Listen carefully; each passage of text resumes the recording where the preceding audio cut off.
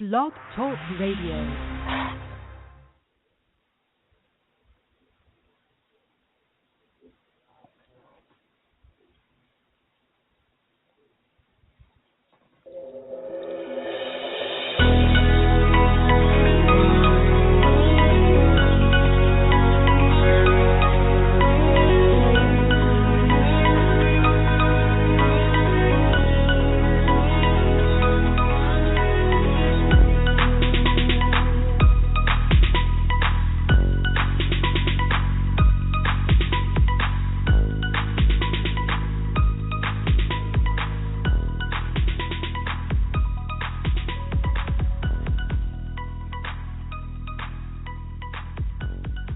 Good afternoon and welcome.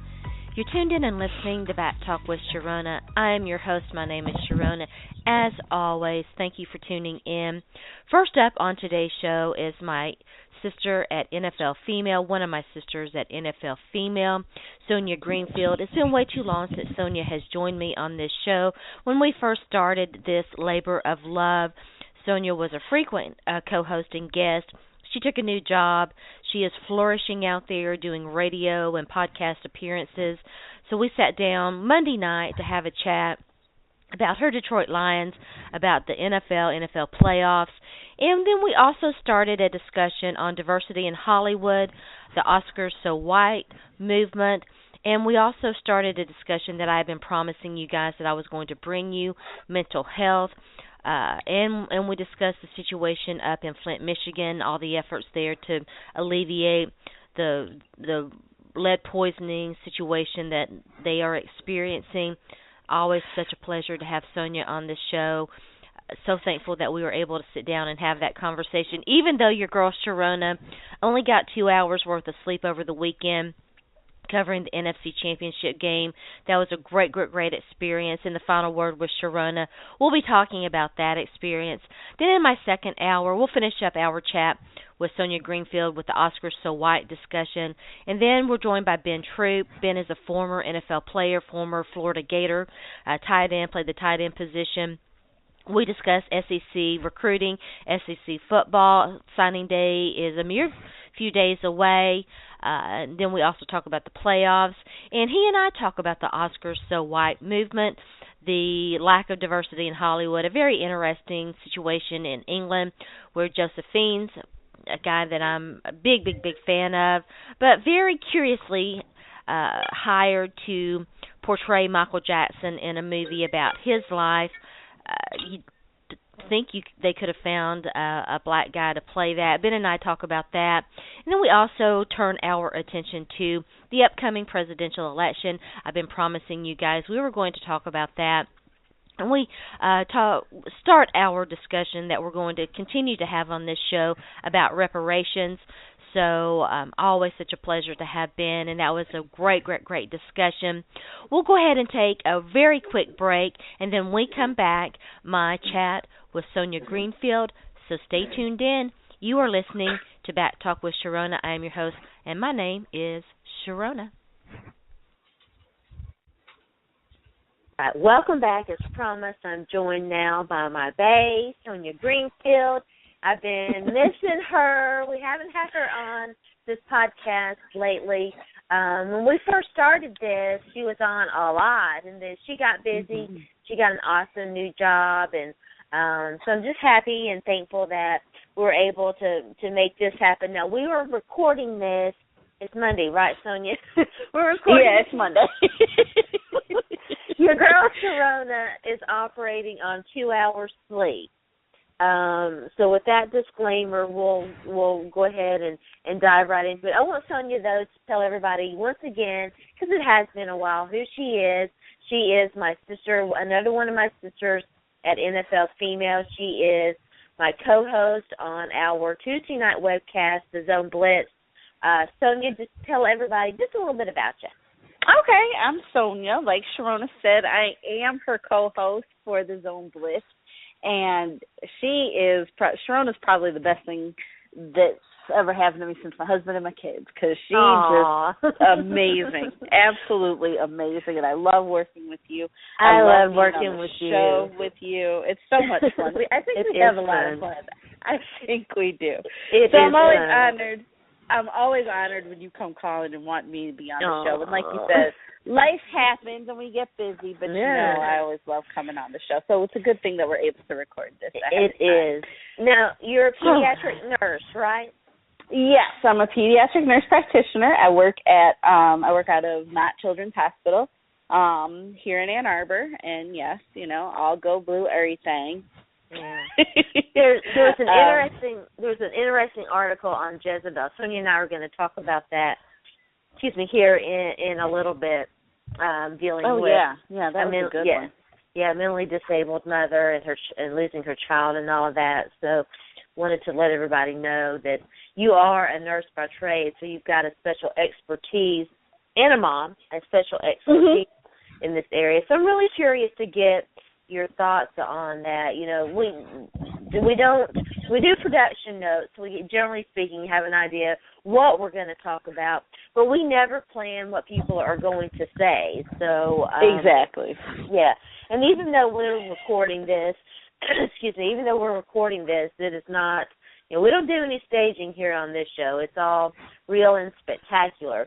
So let's go ahead and get started. Sonja is our Detroit Lions OFR, which is official fan reporter for NFL females. So we're going to start with some Lions talk, and then, as I mentioned, we'll talk about that article with the disabled mother. We're also going to touch on the Oscars. The Oscars so white, I don't want to call it a controversy,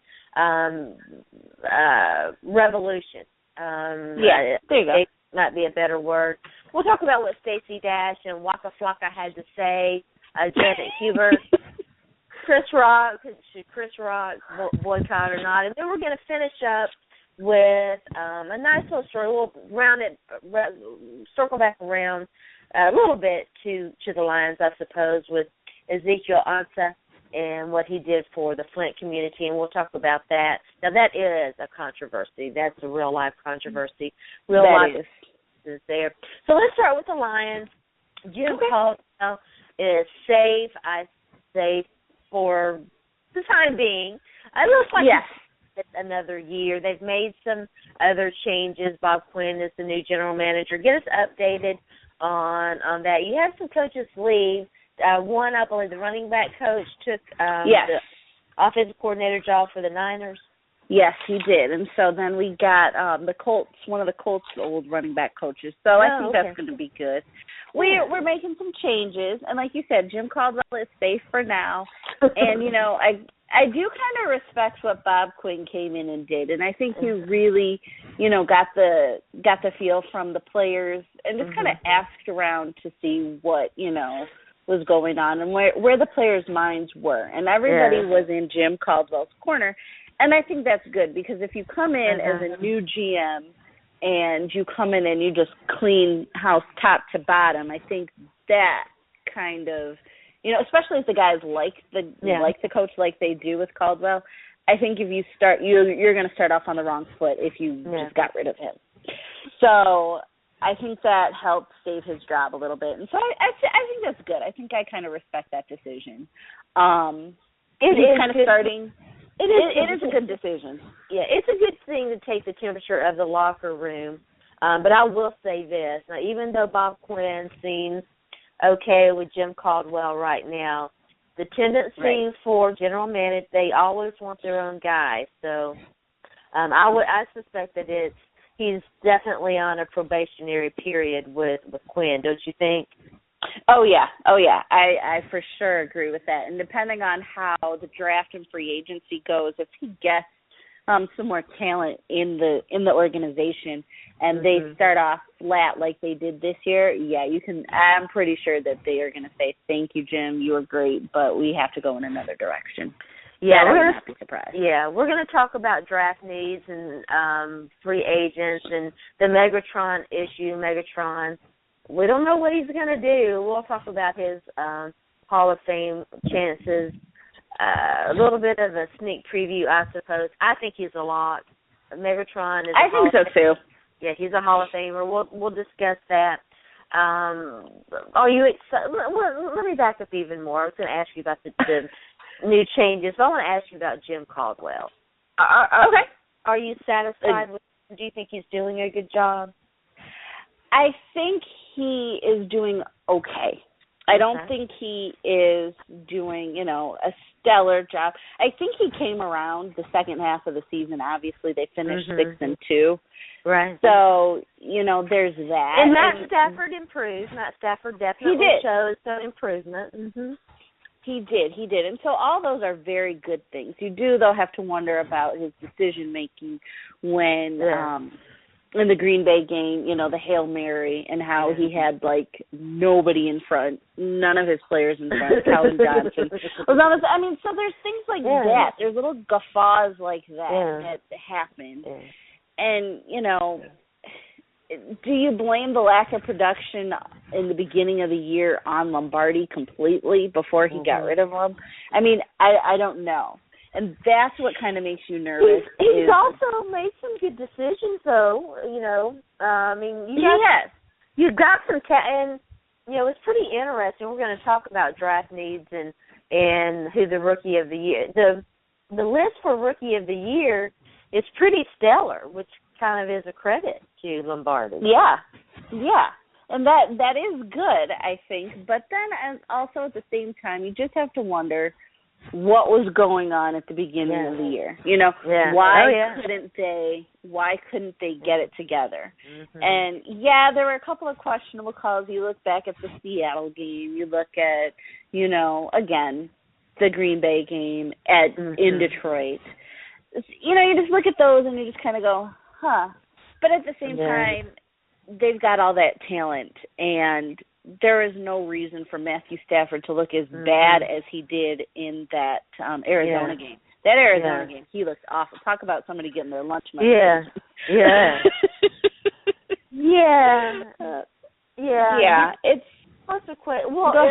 it'll be interesting to see how Matt Stafford looks next year. And we're going to talk about whether or not they might bring in a young guy to maybe push him a little bit when we get to our draft section. But, I completely agree with that. I didn't mean to interrupt. Oh, no, that's okay. So, I think that overall he's a decent coach, and I think that he can get the best out of these guys, and, these guys actually are going to have to perform for him game in and game out next year. And if they don't, I'm going to blame the players if he gets fired. I'm going to completely blame the players because that they can do better and you've seen better. And so if they can, if they're not putting in the effort and doing what they need to do, then it's all on them if Caldwell gets fired. Yeah. It's going to be very interesting. What are your expectations for next year? What do you think expectations should be for Jim Caldwell and the Detroit Lions? I say at least over 500. They play the AFC South next year, and they play the NFC East. And so 2 weaker divisions that they kind of should, no offense, Sharona, kind of should be able to, at least win some games against them. And so you think that, I'd say at least 9-7. I'd say they should at least have a winning record next year. You know what I'm playoffs? Saying? What about the playoffs? Playoffs. They're talking about playoffs. They just finished. They're talking playoffs. They're going to have to beat a pretty good, and I was scared of them this year. I was scared of how they were going to be, but they're going to have to beat a pretty good Minnesota Vikings team next year. Yeah. And they're gonna have to bring it. And the Vikings just ate them up all sorts of ways this year. And so they're gonna have to be able to beat them. We've seen that they can beat Green Bay, but Green Bay I think just had an off year this year. So it's going to be tough for them, I think, to make the playoffs. It's definitely doable, but at least a winning record would be good. I think that's a good start right there. Yeah. Yeah, I think it's certainly doable, right? That's that's setting a bar that's manageable, and they should be able to meet that. Where did they go again this year? 6-10, was it? It was 7-9. 7-9. Okay. Very good. Now, we talked about Megatron a little bit. We don't know what he's going to do. He's not happy. The R word has come up. I don't think he's going to. You never know, though. Barry Sanders retired on us. I was about to say Barry Sanders is dipped. So yeah, you never he took his truly ball and know. went home. He did. But I'm done. I'm going home now. But this is anyway. Go ahead.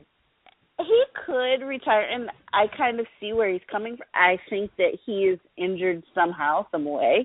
I think he's injured more than what's being led on to for to the fans and things like that. I think there's something bigger going on because you just don't have that kind of down year. You know what I'm saying? It's just weird. So I think he's a little bit. And it was like they pretended like he wasn't even there. Like, we can't go to Calvin. He's not there. Like, right. So you have to wonder what was going on.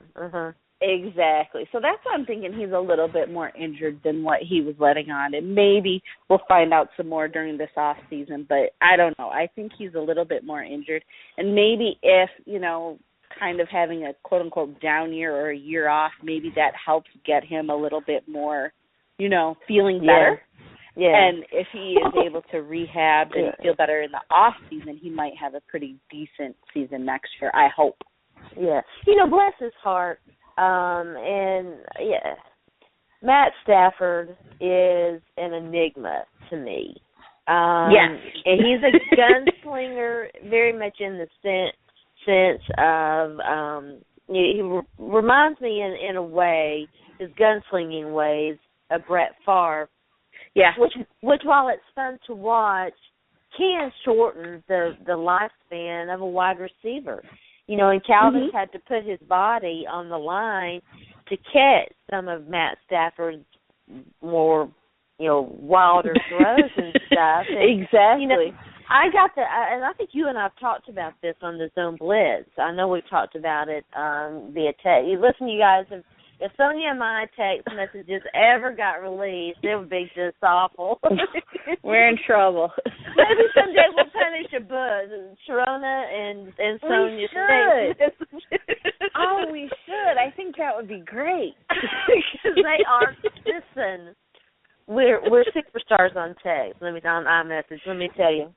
So, but yeah, I got the impression, I think Sonja did too, that Megatron just wasn't all that happy with Matt Stafford this past season. I don't think so. I don't think he was as happy as he could have been. And again, I don't know if it was the whole Joe Lombardi thing, and for whatever reason, Joe Lombardi not calling more plays for Calvin, or if it was just because that in the beginning, that's really when I think Calvin was looking like, seriously, I signed up for this again. This is how y'all gonna do me. I know, you feel bad. I do feel bad. You feel for awful for him. I mean, honestly, you just kind of wish sometimes that Belichick would just come and pick him up and say, "Come on, let's just get this Super Bowl real quick for you." Some days you do feel that way, but also at the same time, I don't know. Good things happen when you throw to Calvin Johnson and use him in your game plan. Bottom line, and if you're not going to use him, then what's the point of having him? He's a Hall of Famer. Go to him. Go to him. Yeah, he is amazing. He's 6'5". I was just getting ready to look at the stats. He's 6'5". He ran his 40. Listen, you guys, 6'5". He ran his 40-yard dash at 4.35 seconds. That is amazing. That's fire. Yeah, obviously played for Georgia, for Georgia Tech and. Georgia Tech, yeah. It's just fantastic, and let's pull up his stats right here, see what the man's stats are. In his career, he has 731. He's played 135 games, 731 receptions for 11,619 yards. He's averaged 15.9. I guess that is yards per game. No, that can't be. I'm not sure what that is. No, here it is, 86.1 yards per game. Oh, so that must be per reception. This is where my foggy brain's coming in. 15.9 yards per reception. His longest was 96 yards. Let me see, he had that twice. He had a 96-yarder in 2008. And where's the other one? Well, I don't see it. It's somewhere on here. Okay. Anyway, and he's also got, he's got some rushing yards, too. Let's see what those are. He's got a few. A few, 167 rushing yards. Not a lot, but a few. Exactly. And let's see where he stands. Let's put Pro Football Reference. See where he stands. I love Pro Football Reference. Oh, I know. It's just so great. Yeah, let's see. In terms of where he stands with other wide receivers. We'll try to get that up here. I wanted to look at his touchdowns, too. How many touchdowns does he have? Because, the voters like to look. That was where he was a little deficient, right, was in his touchdown ratio. Yeah. He's got a whole bunch of yards, but, yeah, it's the touchdowns that kind of gets him. He has 84 career touchdowns. Looks like 508 career points. It's he's made All-Pro basically every year. I was about to say every year. I think he didn't make All-Pro. Yeah, he didn't make it into this. It's not showing 2014, and of course he's not going to make it this year either. Right. Didn't make it this year either. So. It's kind of, he's certainly got the impressive resume there. Oh, he does. He does. I think, though, I do a radio show every now and then, and me and the co-host just go back and forth because he feels as though if you don't have a ring, you don't belong in the Hall of Fame. Oh, yeah? Yes, that is his staunch belief, and he and I go back and forth all the time, and I just love to do it to him. Uh-huh. But I don't think that that's always the case. I mean, because you look at somebody like Dan Marino. You can tell me that he doesn't belong in the Hall of Fame. You look at people like that and just say that they don't. No, I don't think it's always about the rings because, heck, Trent Dilfer has a ring? there's there's only one team to get a Super Bowl every year. Now, they've had the 50th, we're at the 50th anniversary, so there's been 50 of them. But, yeah, you're right. That's a hard mark to make. And there are a ton of players in the Hall of Fame who don't have a ring. Exactly. And that's okay. Because if they're good, if they're the best at what they do, then you go to the Hall. You go to the Hall because that's just what you do. So regardless of if Calvin, I think, gets a ring or not, which you'd love for him to have, but I still think he's done some very good things. You're putting him up there with Jerry Rice and things like that. He's he's the greatest wide receiver ever, and you've got Calvin Johnson numbers compared to, Jerry Rice. He's got to be in there. And I'm not just being biased either. Yeah, there are people who think that he's the second best wide receiver to ever play the game, but outside of Jerry Rice, of course, is the best to ever do it. Let's see. Here's where does he rank? Let's pull this up and see where he ranks. It's it's a numbers game. Oh, this is pretty subjective. We'll get the numbers and put them out there. Let's go ahead and I would think that he's a Hall of Famer, and it's notoriously difficult, though. Some really great wide receivers had to wait, to get in there. Yeah. And there's still some guys, waiting. I was about to say, there's still some guys. Is Marvin Harrison getting in this year? Or is he... I don't. I'd have to. I don't remember who is actually on the list this year. I'll look that up while we're chit chatting here. Okay, that's fine. But yeah, there's a backlog of wide receivers, and for whatever reason, it takes them longer time to get in there. And I've never truly fully understood that. Yeah, I haven't either. Here we go. I don't think that let's see here. Here we go. La la la la la. Pro football. That's the wrong website. Oh, Kenny Chesney's performing, it looks like. Oh. Yep. How cool. Yeah. Well, I'm finding the semifinalists. Where? I'm not doing too good. I am pro football. But to say who are the semifinalists at least? Because I think they're going to announce the finalists when? Before? Uh-huh. All right, here we go. Okay. Brett Favre is plastered all over this. And they've changed their website a little bit. Hall of Famers, class of 2016. Here it is. All right. Here are the finalists. Eddie DeBartola Jr., okay.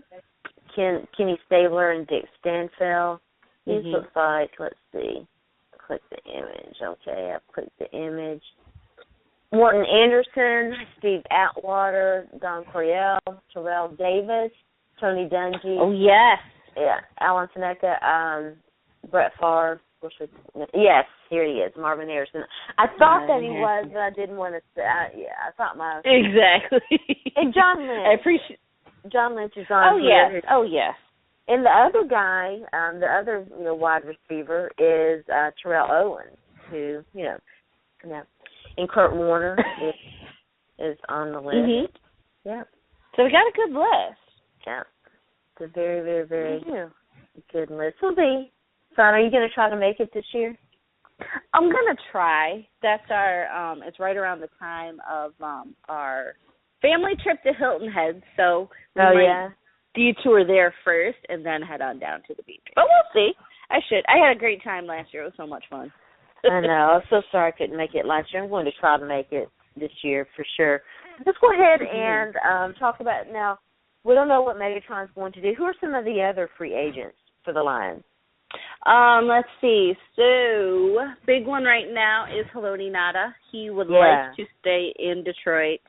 Negotiations with him are very quiet. I really haven't heard too much other than the fact that he just wants to stay. Yeah. Another task, even though they're not free agents right now, is going to be getting Ziggy Ansah re-upped and Darius Slay. I think getting those two should be the next priority to get them re-upped, even though they're not, like I said, free agents right now. Those are two guys that I think should be priority on Bob Quinn's list to get locked up next. They need to be locked down. It'll be interesting. I think so. It'll be interesting to see what Ziggy Ansah wants and what expectations he has. That could be a very. Are you guys? Do you still have dead money from Indominica Sue? I do believe so. I can't remember how much. I have to look that up, but I can't remember how much. I think there is still some dead money floating around from him. Yeah, I'd say you probably do. I mean, we are tied up a little bit financially, and hopefully with the new president and GM, they can kind of wiggle things out, get some wiggle room in there so that they can sign some guys in the off season. But those would be good things. And at least now knowing what's coming down the road, I think this management team might be better equipped to handle that type of thing. Yeah. So that would make me feel good too. Yeah. What about draft needs? Who do you think, what should they be looking for in the draft? What positions are positions of concern right now? I think the biggest draft need is another O-lineman. I think our O-line needs to be a little bit more shored up. And so I think Laken Tomlinson did a good job. He did a good job. I think he came on as the season progressed, but I still think we need some more bodies in there. Let's see, who else? What else do we need? Another defensive tackle, I think somebody on the D-line for sure to kind of help, because even though, if we do re-sign Haloti Ngata, he is still getting a little older, and so, fresh blood, bringing somebody new in. And Wide receiver. Got to have some. Yeah. That might not be your first draft pick, but I do think wide receiver needs to be addressed. And like you said earlier, quarterback. Again, not necessarily with the first pick, but a quarterback does need to get in the mix there because we need a solid backup. And, you know, the word on the street is that people want somebody to give Matt Stafford a little bit of challenge. And, you know. Who's the backup right now? Dan Orlovsky. Yeah, that's what I thought. Dan Orlovsky. Yeah, you know, nobody that's exactly nobody that's putting the fear of God into Matt Stafford right now. So that's okay. But I think if we're able to get, you know, somebody coming out of college, even like a Connor Cook, but I don't think he'll be a backup right away. I think he might actually start, depending on a franchise that he goes to. But you know, somebody like you said to kind of give Matt a little bit of a push, but then also to be a solid, reliable backup. You know. Who did you, I'm pulling this article up, who did you think was the Rookie of the Year? You mentioned the offensive lineman. Oh, gosh, who did I select? I selected Quandre Diggs. That's what I picked. A lot of people did. He was overwhelmingly he's a defensive back, right? Yes, he is. Yes, he is defensive back. I think he kind of came, you know, the defense really did, they were the ones that really just kept us for the most part in games outside of the Arizona game. But I think the defense really did kind of step up. They were kind of, you know, looking lost without, they don't have DeAndre Levy. We got rid of Fairley, we got rid of Sue. So the defense kind of had to, you know, get themselves together. And thank goodness Terrell Austin is there because he has done a very good job. And, you know, were you concerned that you were going to lose him? Oh, yeah, I was concerned. But then, I don't know, now since he's this is his second year that he's kind of gone through those types of interviews. So, again, I don't know if he just needs to develop more or something like that, or if he's just, and I hate to say it, but if he's just like a Rooney Rule interview or what. But either way, I'm glad to have him back, and I don't want to give him up just yet. I think he'll eventually get that. I think so. Call. I think so, but I think right now I just want to keep him, and I'm glad to have him. But I think, the next step is just if we're able to get a healthy DeAndre Levy, which, again, we really don't know what happened to him. All we heard was a hip injury, and that was it. We've heard rumors about him because he travels. He's a very exotic kind of, you know, eccentric kind of guy, so that's kind of cool. But he's gone to like the Amazon and things like that. So there was rumors that he picked up some funky foreign parasite or something. Oh, yeah? Yes. But nobody knows. Nobody truly knows. So hopefully he'll be back next year nice and healthy. And him and Quandre Diggs.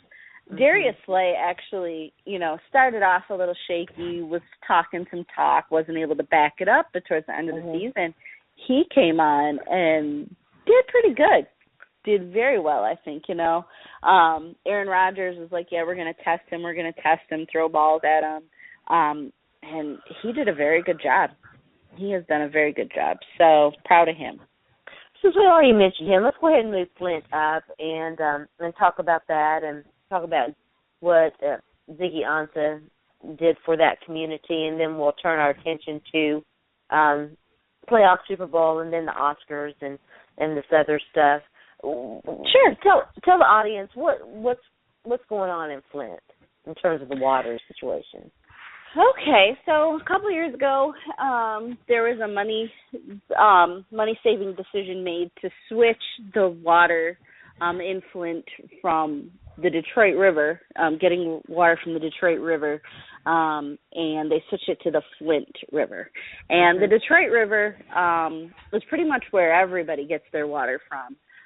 Very good water. The suburbs, everybody gets their water pretty much from Detroit.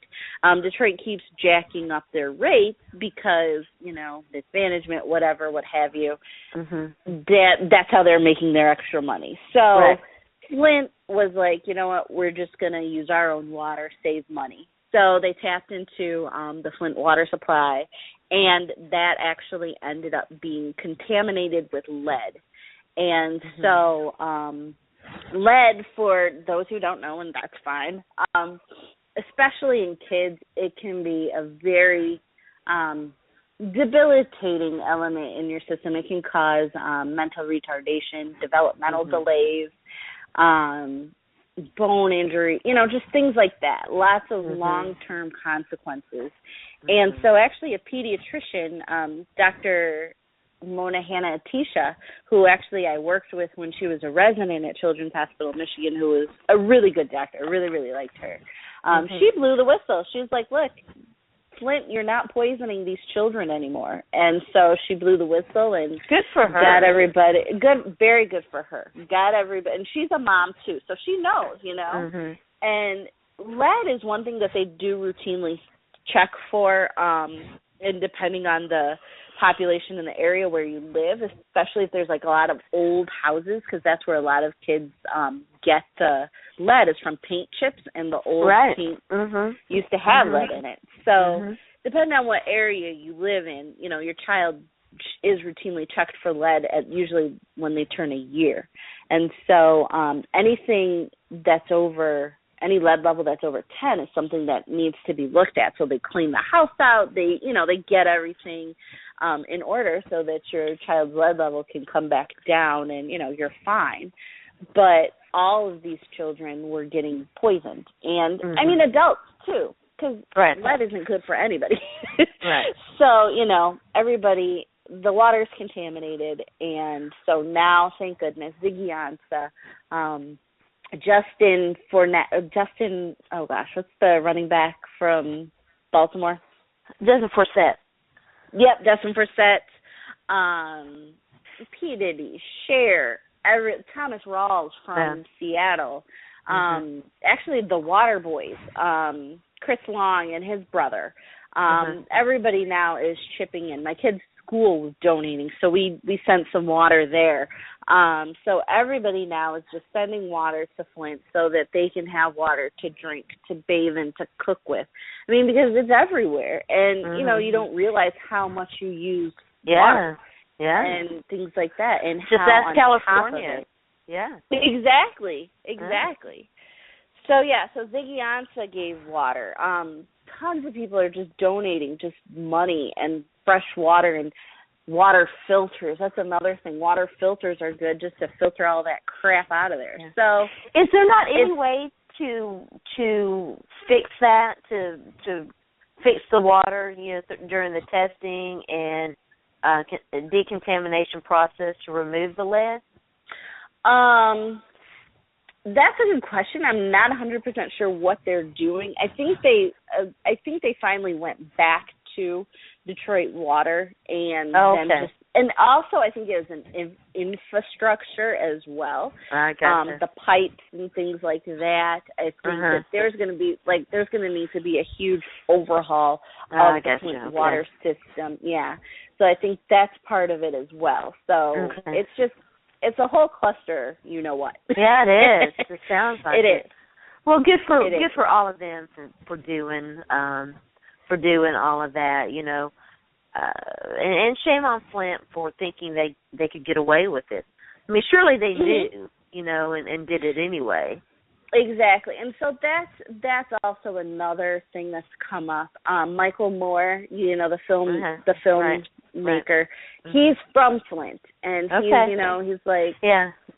he's calling a lot of attention to it and saying, had this been an act of terrorism, had this been like, ISIS or something like that, we'd be all up in arms like, terrorists poisoned our water. But meanwhile, infrastructure, government, our own government is doing this, and it's not a big, it's a big deal, but it took so much for this to come out.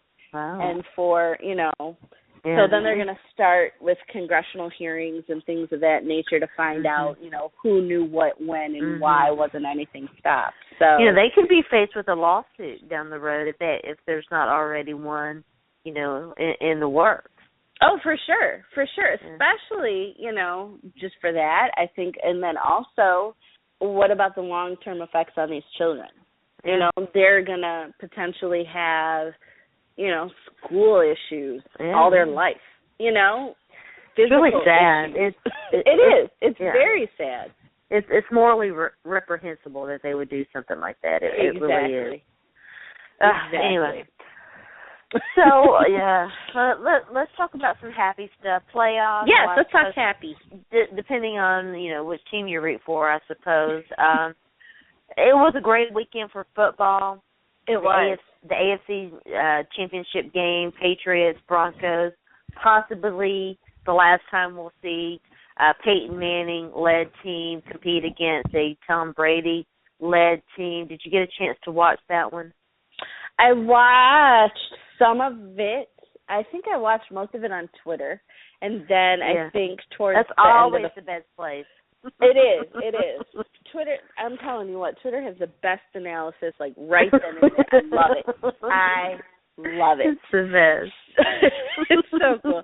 So I think I watched most of it on Twitter, and then I watched, I watched, like, the end of the fourth quarter and stuff like that, and Tom Brady was amazing. He did some amazing things. I mean, that touchdown to Gronk towards the end, things of that nature. Mm-hmm. But it was a very good game, but he got his lunch money taken. Denver's defense came to play. Yes, they came to play, and that was good. That was amazing. Their front seven is so fantastic, and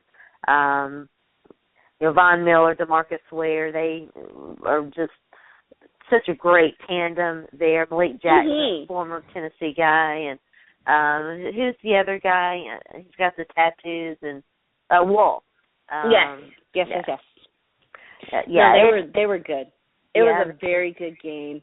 They made Tom Brady look average. Mm-hmm. Yeah, they made him look average. Yeah, but they did make some spectacular plays. You're right, and that Brady found Gronk on a few, 2 or 3 really incredible plays to make it a good game there toward the end. It was it had an incredible finish. Oh, it was so good, and I read something somewhere, and it just said, you know what, just for this game, can we not talk about, who's GOAT, who's this, who's that, and just appreciate what we're seeing? Yeah. I mean, we're seeing 2 of the greatest quarterbacks of our generation, Yeah. And I'm glad that I got a chance to see that again. Yeah. And like you said, hopefully probably for the last time, but you never know. But I'm glad to see Peyton. You never know. But I'm glad we got to see Peyton. A lot of people weren't giving Peyton and the Broncos, much of a chance, and they jumped out pretty early. And did the Patriots ever lead? No, I don't think they did either. Yeah, so I don't think they ever led. Yeah, that was a really great game as opposed to the NFC Championship game. That was great for me because I was there and I was having a good time. You were there. You had fun. Yeah, it was fantastic experience. The Panthers Bank of America Stadium is really nice, and had you ever been to Bank of America? I had Stadium not before? been. No, I had not been, and once the game got out of hand, I was able to spend some time observing and watching the fan experience and stuff, and it was pretty neat. So I definitely enjoyed it. But I want to ask you, did you see much of that game? I did. I think then when it started to get to be a blowout, we changed it, but we came back and forth to it. But it was a good game too. Now, is Cam Newton as fun? Was he as fun? Yes, he was. It was fun to watch him.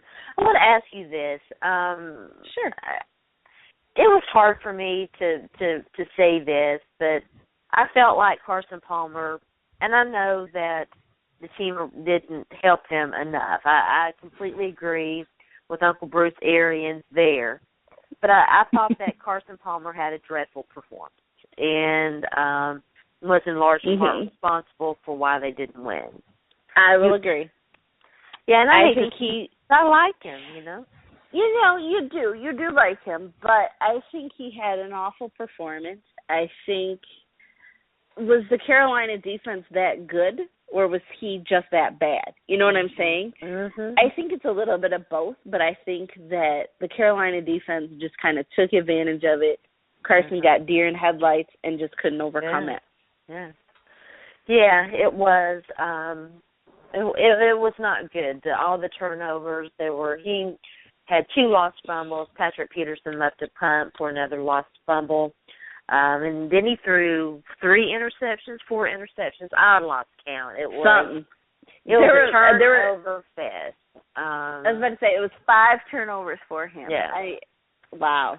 Yeah, wow. Crazy stuff. How do you think the Broncos stacked up against the Panthers in the Super Bowl?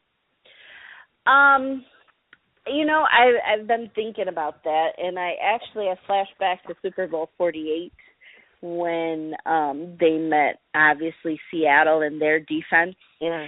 And I kind of thought about that, and I was like, oh, he didn't fare too well against them. Yeah. But I don't think that Carolina's defense is good, but I don't think they're Seahawk good. You know what I'm saying? Mm-hmm. I think they're pretty good. So I think that they will at least have a chance, and I think it's going to be a very good game. But I think what I'm more concerned about is Denver's defense against Carolina, and I honestly think that Cam may have met his match. May meet his match this time. We'll see. We will see. I don't know. I think I think Cam Newton's playing at such an elite level right now. I don't know that anything can stop him. We'll see. We'll definitely see about that. Yeah, I'm excited about it. We'll talk more about that tomorrow night on the Zone Blitz and probably next week as well. Let's go ahead and talk about the Oscars. I'm keeping you too long, but it's been so long since we've chatted. And I definitely chatted, so it's okay. Yeah, I definitely want to talk about this Oscar situation. The Oscars is, really kind of a superficial award show, but as, I'm going to totally blank on her name. Stacy? No, not Stacy Dash. We're going to talk about Stacy Dash, but, shoot. Hang on just a second. I'll talk about it. She said that it was, even though it's a superficial award, that it's emblematic of a larger problem in society. And I love her. I can't believe I'm totally blanking on her name. Anyway, maybe it's in this article. Let me pull it. So Chris Rock, yes. Chris Rock is going to host, and there was a call. Will Smith and Jada Pinkett Smith called for him to boycott it. Did you think that he should have boycotted it? No, I don't think you should have. I think that's okay. And here's the thing about it. I think what it's doing is, I think it's at least getting the conversation going. Do we really, in the end, care about, true, it is an award. It's just an award. But at the same time, is it truly representative of Hollywood? Yes and no. I think that it's bringing up conversation, and it's kind of allowing the Academy, whoever they are, to maybe start taking a look at some of the other films and just, really just kind of take a look, because, Oscar's so white, but our society isn't so white. You know what I'm saying? It's a nice mixture. So nobody's taking, I think some people are kind of taking it a little bit wrong in a way, because I don't think anybody's trying to take away from the actors and actresses that have won and that, that do well. There's nothing wrong with anybody who does a cinematically great performance. But also just kind of, look around and see if there's others besides the same types of people over and over and over again. And the fact that, I've seen people on social media say, well, okay, Denzel and Halle have one. Okay, that's 2 people out of how many? So that's what kind of makes me laugh about it. But it's like, right. We understand, and yes, that is great, and nobody is diminishing what anybody has done. But at the same time, it doesn't hurt to open up and just look a little deeper, just see. Did you see Creed? I have not seen it yet, but now, listen, I haven't gone to the movie theater to see a movie since the last Jurassic Park movie. I haven't seen the new Star Wars. I know. I just work too much. Viola Davis is who I was trying to think of, and was totally Viola Davis. Yes, totally blanking on her. I love her so much, and I was like, I can't believe it. I'm sorry, Viola. It's 2 hours sleep. I'm sorry. Aw, thanks. I agree with you. I don't think that Chris Rock should have boycotted the Oscars, and I know Sonja's going to completely get where I'm coming from here. There are so few opportunities offered to you when you're not part of the elite. As women and minorities, black males, women of color, even I have more privilege, I know, than some of my sisters because I'm white, but still, as a woman, you get excluded from certain jobs, certain things because you're a woman. And you saw it when Catherine Smith was hired as the first full-time Bengals, or the Bills, I'm sorry. Bills, for the Bills. And people were talking about her appearance, and she's not qualified because she never played the game, and blah, blah, blah, blah. And it's that thing. And so when you get these, what was she supposed to do? Say, no, I'm not going to take that Buffalo Bills job. Look at all throughout the whole coaching ranks of the NFL. There ain't no other women. I shouldn't take this job. You can't do that. Listen, you cannot. Sometimes you got to swallow your pride and be the first, and and take those jobs and and be a trailblazer. And do it. And so I do think though that Chris Rock is going to utilize the controversy to his own benefit. Now, and I'm not, for sure. I'm not saying that that's wrong. It's just that's the game, and he's going to play it. And I'll say this too, and I love Will Smith and Jada Pinkett Smith, and I did not. I sort of knew that they had an open marriage, I suppose, allegedly. Exactly. Allegedly, but I didn't know how open. Until I read this one thing. We'll talk about that in a minute. I'll get your take on that. But I do want to say this. Chris Rock, you might maybe put him in this category too, of all the black male actors in Hollywood who's most benefited from associating with white people, it's Will Smith. Completely. And it seems hypocritical to me for him to be jumping on that bandwagon. And I ain't hating on him. I love him. I'm just saying. Right. And again, I don't think. Well, I think in their case, they're really trying to make a stand, and he did that actually back in the early MTV Grammy days.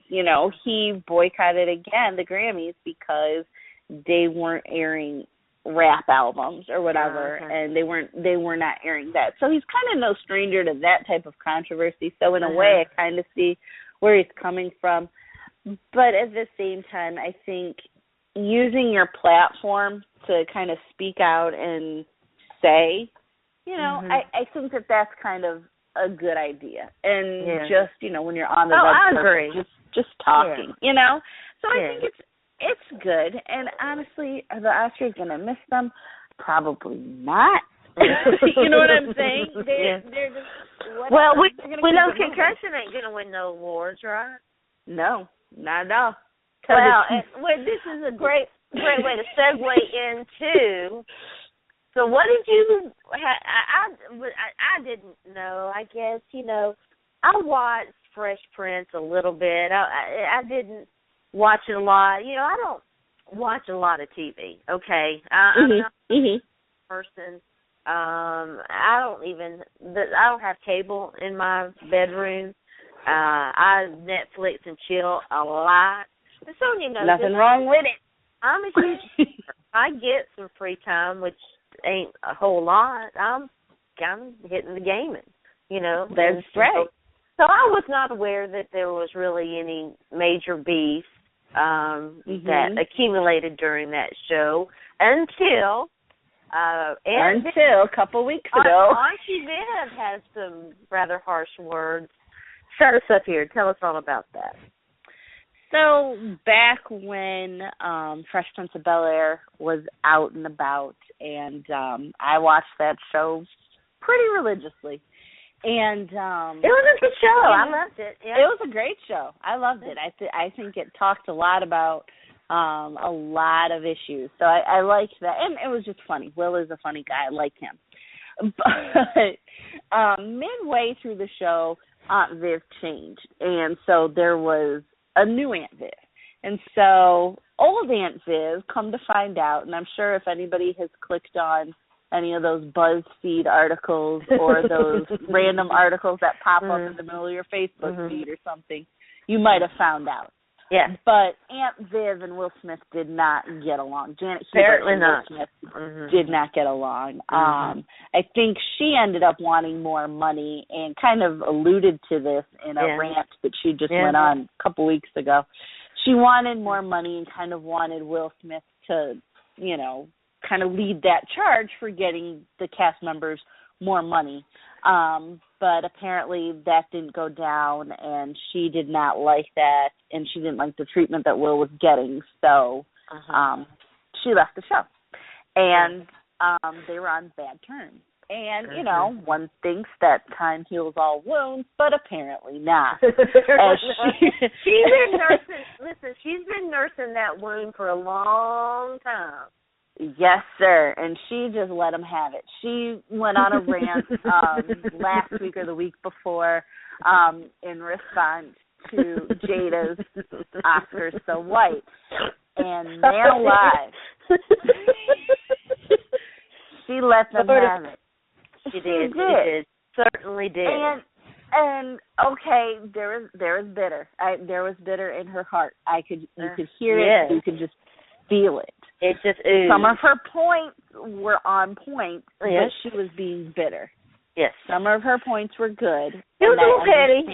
She was being a petty crocker. Yeah, I was about to say. Then she went down to old Pettyville, and that's when she lost me, when she went petty with it. So I was like, okay, Aunt Viv, you're just feeling it. But you and your feelings right now, but she got all up in them. All up in there. Oh, goodness, she got all up in there. So, phew, I'm sweating just thinking about it. Oh, I know, right? She had a couple good points, again, with, you know, in the end, they kind of don't really care. Nobody cares. But I think a big enough stink has been made that I think they're at least going to take a look at their policies again, which is all that you can ask. You know, of course, Kevin Hart's not going to get an Oscar for the movies that he makes. You know what I'm saying? Because he's a goofball. And that's all there is to it. But at the same time, should he do a role that's completely out of character for him or something like that, you would expect to see, you know, some sort of consideration. And again, I take you back to Creed, and that was a great movie. I wasn't like a huge Rocky movie fan or anything like that, but I really liked that. I really got into it, really felt it, and I thought that the performances in that movie were stellar. But the only nod that was given was kind of to the light, to Sylvester Stallone. And again, not that he doesn't deserve it at all, but why not look at the entire cast? Because the movie was more than just him. You know? So I think that the dialogue is being started, and I like that. And that's all really, in the end, you can ask. Is that dialogue be started? Hey, Sonia, hang on just a second. We're going to take a quick break. When we come back, we're going to finish up this Oscar talk with Sonja. You're listening to Bat Talk with Sharona, so stay tuned in.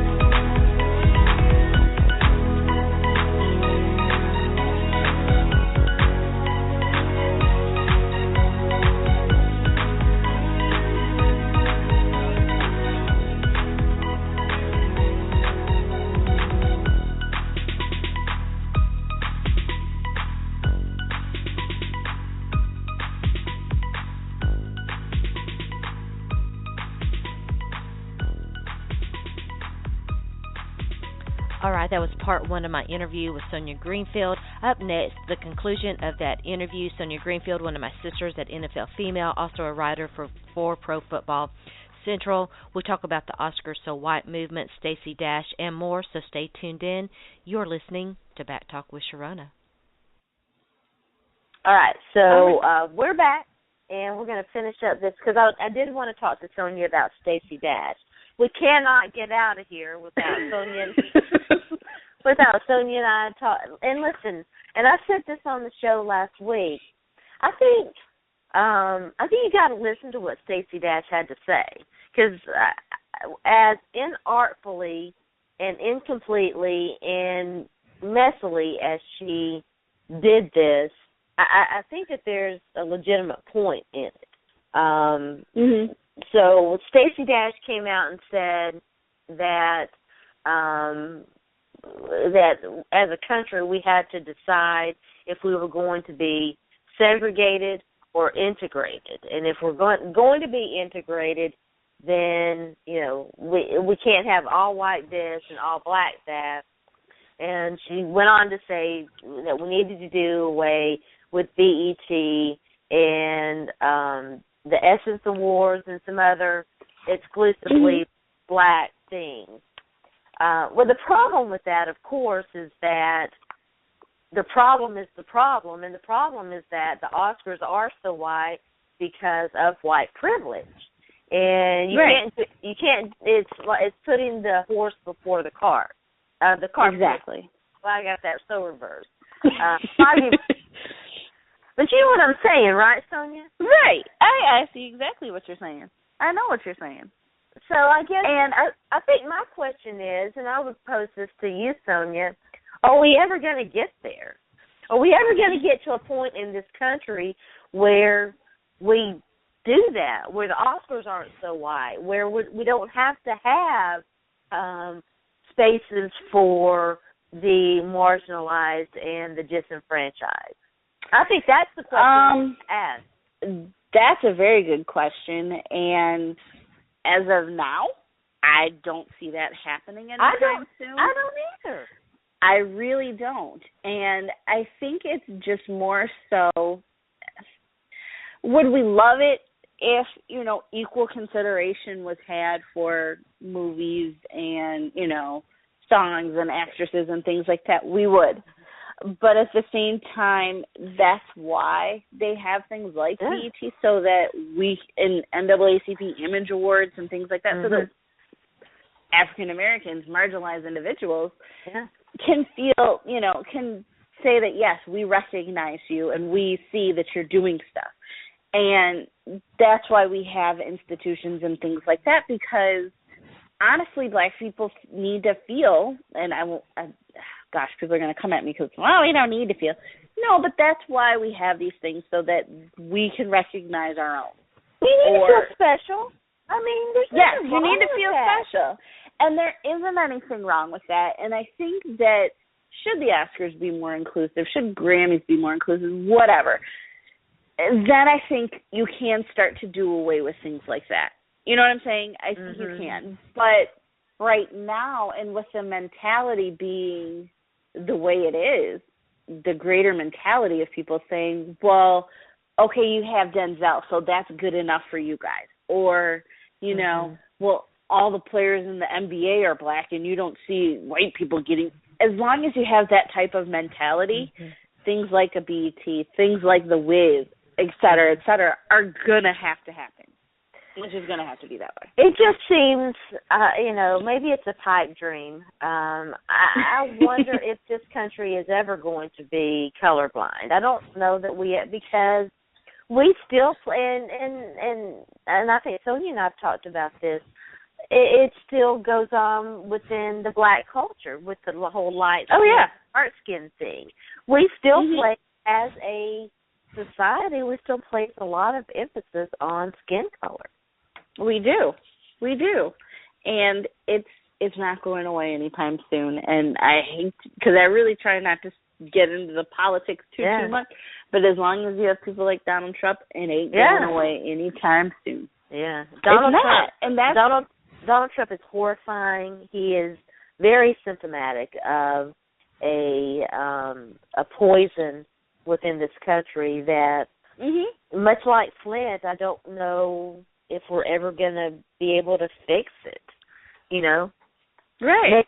Maybe we're just applying, we're shipping in water and, tapping in other sources, but are we ever going to get rid of the lead? I don't know. Probably not. And the other thing, too, is that what I meant to say is that area in Flint, it's not like a rich, hotty-toddy, well-to-do area, low-income population. And so there's that disenfranchisement when you don't have, people that are willing to advocate for the lower income, the poor individuals, the poorer part of society. And as long as, you don't have somebody like that, then things like Flint will happen, Yeah. Yeah, it's really sad. We're going to talk about the Oscars So White controversy throughout the course of this week. It's going to be a topic with some of the other guests that are going to be featured on this week's podcast. So we're definitely not through with this topic. And we're not through with as Viola Davis so rightfully pointed out, with the more problematic, the Oscars is just a symbol of a deeper, larger issue in our society, and we are definitely not done with that. We're going to continue to focus on that. We're going to finish up with this article from Jezebel, and it is going to help me introduce a topic that is near and dear to my heart, and one that I've been promising you guys that we're going to be talking about, and that is mental health and mental illness and the mentally challenged, the mentally disabled. And there was a mentally disabled mother who lost custody of her newborn child and had to really fight to regain custody. And I sent it to Sonja, who has a special expertise to help me discuss this issue. What did you make of this, Sonja? I thought about like 5 different things. I thought, why would the nurses try and take the baby away? And that was probably my first thought, is that, in our profession, and I've never worked labor and delivery, so I don't really know, but in our profession, we really try and advocate for the patient. We advocate for the family. Right. And another thing about nursing is that sometimes not all of us truly understand the patient population that we're working with, if you kind of know what I'm saying. And so they don't understand their background. Some nurses just don't. And they try to, and they still take care of them. Let's not say that it's awful. But they don't truly understand it. I've seen it before. And so instead of just knee-jerk reaction calling to get the child taken away, that's when you really got to just break it down and just say, okay, what do we need to do? This is what you need to do. And you need to reach the person where they are. Yeah. Bottom line. That's what you need to do, and that's what we're there for. We're not there to take kids away from their family. And then to give the child to just some random person when obviously permanently. Yes. Permanent place, I know. It was, that was awful. And the other thing is that, again, very few run-ins with Department of Family Services, thank goodness, but in my 16 years of being a nurse, so thank goodness. But, you usually try to get that child with an immediate family member, a grandparent, an aunt and uncle, somebody who's really close to that family, so that you're not putting them in a strange environment. So that I don't understand either. Yeah. It was disturbing on a lot of levels, but, for me, and when I practiced law, dealt with a lot of disability cases. Lord, I probably handled, I would say, close to 1,000 disability cases during my years practicing law. And dealing with people who have mental disabilities is challenging. There's It no is. question but that it is challenging. And it is. I talk about this on the show a lot. You have to have empathy, and you have to have compassion, and you have to have an open mind and a willingness to recognize that this person needs help, that this person's thought process, that this person's response, that this person's processing ability, it's not the same as yours. No, it's not. And you have to be able to meet them at that level. And this young mother did not understand what was being asked of her. And you know, she might not have been all that well prepared to be a mother. It's tough. It's tough, right? Yeah, It's tough. Listen, I'm not sure. You know, I don't have kids. I don't know that I could do it. I don't know. You know, it's a tough thing.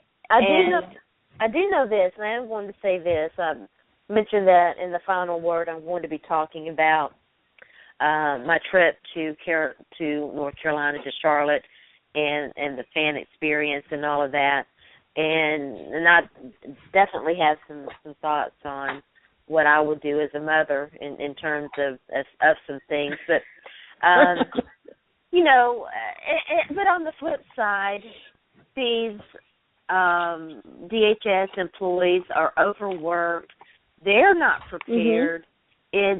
It's definitely, you know, it's a balancing of interest. You want to do what's best for the child. You don't want the child to be in danger to not at all. Not be taken care of. And this young woman was not, it does not appear that she was ready to take care of that child. She needed some resources offered to her to help her get there. She's not exactly. Listen, and she may be mentally disabled, but there are a lot of young women without her challenges who are not prepared to be mothers. And they need, seriously, they need help. And I've seen actually a few times where they have like a helper or, you know, somebody that will go with you to your doctor's appointment with the baby, you know, just help out during the day. And this is what you need to do right now. And this is, you know, this is how you bathe the child, things like that. That's all she needed. That's really all she needed. And they failed her. They didn't give her that help. They just took the baby away, and that's wrong. Yeah, fortunately, the story has a happy, well, you know, as far as we know, at least up to this point, a happy ending. She was able to regain custody of her child, but it was heart-wrenching reading, you know, what she was saying to these people who took her baby away from her, you know, and how she could only spend an hour with the child. I mean, it really is. We'll tweet out the link to the article. Very interesting situation. It's, again, people with disabilities, people with mental challenges, we've got to be compassionate. We've got to be open-minded.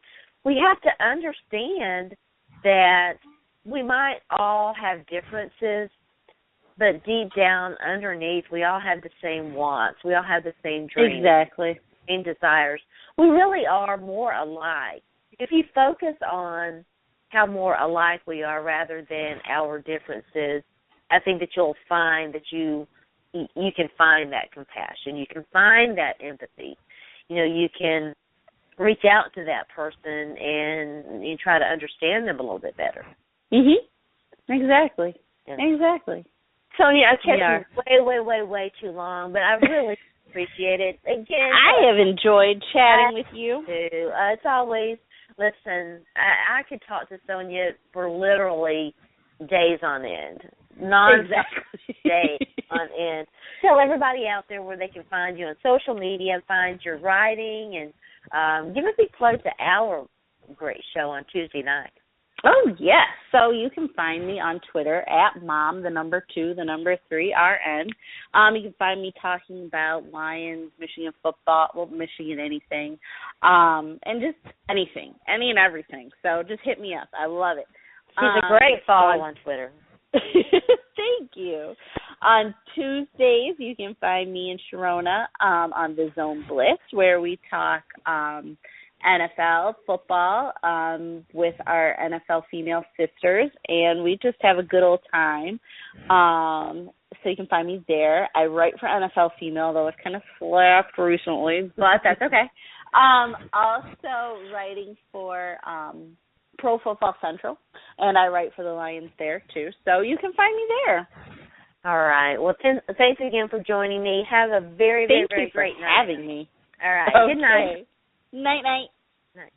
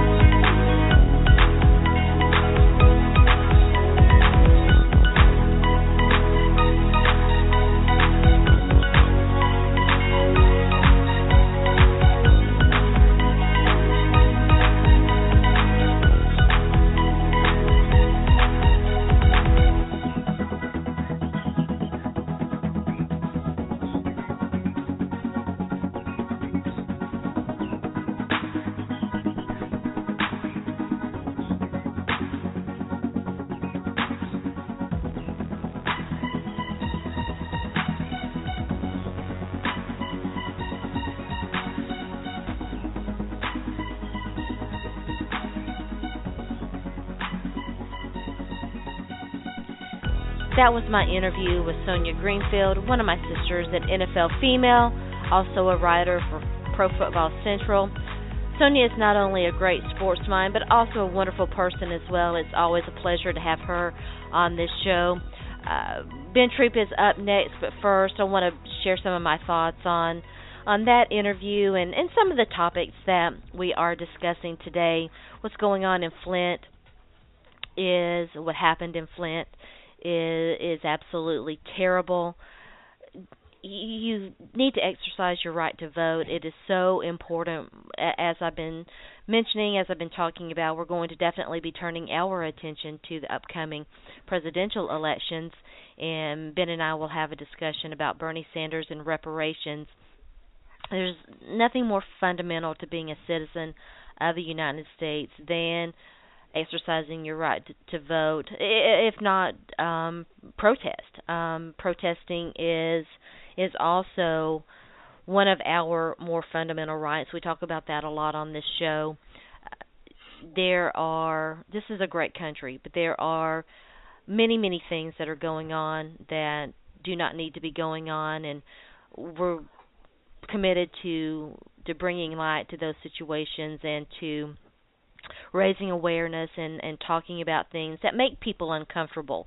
And Ben and I have a great discussion about why Hollywood continues its linear movement in making films and television. Television is changing a little bit more, I think, than filmmaking, but it's because people like to more be comfortable than not. But talking about these things and raising awareness is important, and the Oscars So White movement, I think, has been very instrumental in that, in raising that conversation and expanding people's thought process and expanding people's minds. So I'm thankful that Sonja and Ben were both willing to have that discussion with me and to discuss about these topics.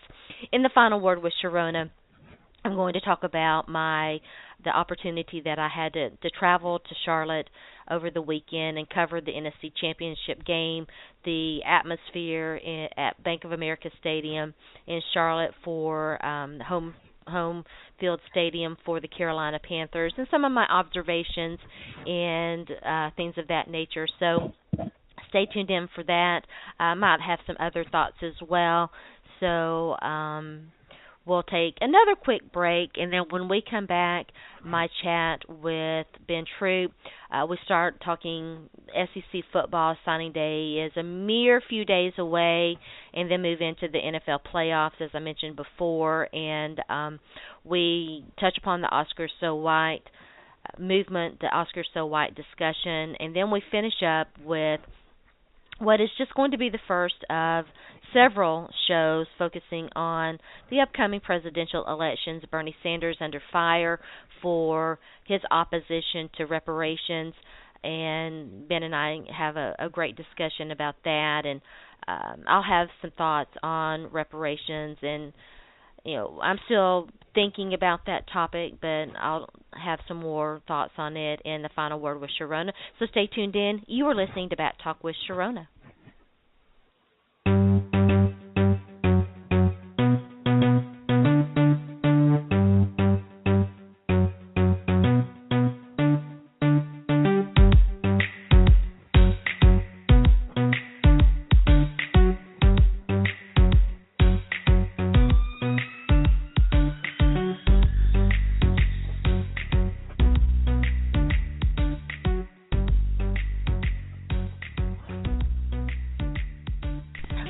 All right, that was my chat with Sonja Greenfield. Always such a pleasure to have her on this show. Be sure to check out our Tuesday night show, The Zone Blitz by NFL Female, and check out her work on Pro Football Central as well as NFL Female. And also her radio and podcast work. She's fantastic. I love her to little pieces. She is my sister in every true sense of the word. Up next, my chat with former NFL player and Florida Gator tight end Ben Troupe. We also talk about Oscars So White. That's in our final segment. We start with some SEC football talk. We move on to the NFL playoffs. We didn't get a chance to talk about coaching moves. There was just so much to talk about. Hopefully Ben will come back soon and we can finish up some of the topics that we talked today. And we finish up with a discussion on Bernie Sanders and reparations. So stay tuned in. You are listening to Back Talk with Sharona. All right, welcome back. As promised, I'm joined by Ben Troupe. Ben's been a guest on this show before. He is a former Florida Gator. Despite that, I still like him a lot. He is a former NFL player. Yeah, I know he talks a lot of SEC sports, a lot of Florida Gators sports. So we're going to start with some SEC talk, and then we'll get into some National Football League talk, some of the coaching moves, talk a little bit about the playoffs, championship weekend roundup, a little bit of the Super Bowl preview, and we're going to continue our discussion on diversity in Hollywood, the Oscars So White movement, and talk a little bit about some other topics. We might talk some basketball talk if we get time, if we have time. But I definitely want to ask him about reparations too. A guy that I really like a lot has written about that. I don't want to get Ben's thoughts on that. But let's start with some SEC talk. But by the way, Ben, thanks for joining me. I really appreciate it. Oh, it's always a pleasure. I gotta make this more of a usual thing. I know. We need to do better. I wanted to have you back on before the end of the year, and it just didn't happen. There's so much going on right now. It's kind of hard to, to really figure out what's popping and what's not. But definitely what's popping right now is college football, because signing day is just around the corner, February the 3rd. A lot of it's been set, but there are some guys out there who have not made their intentions known.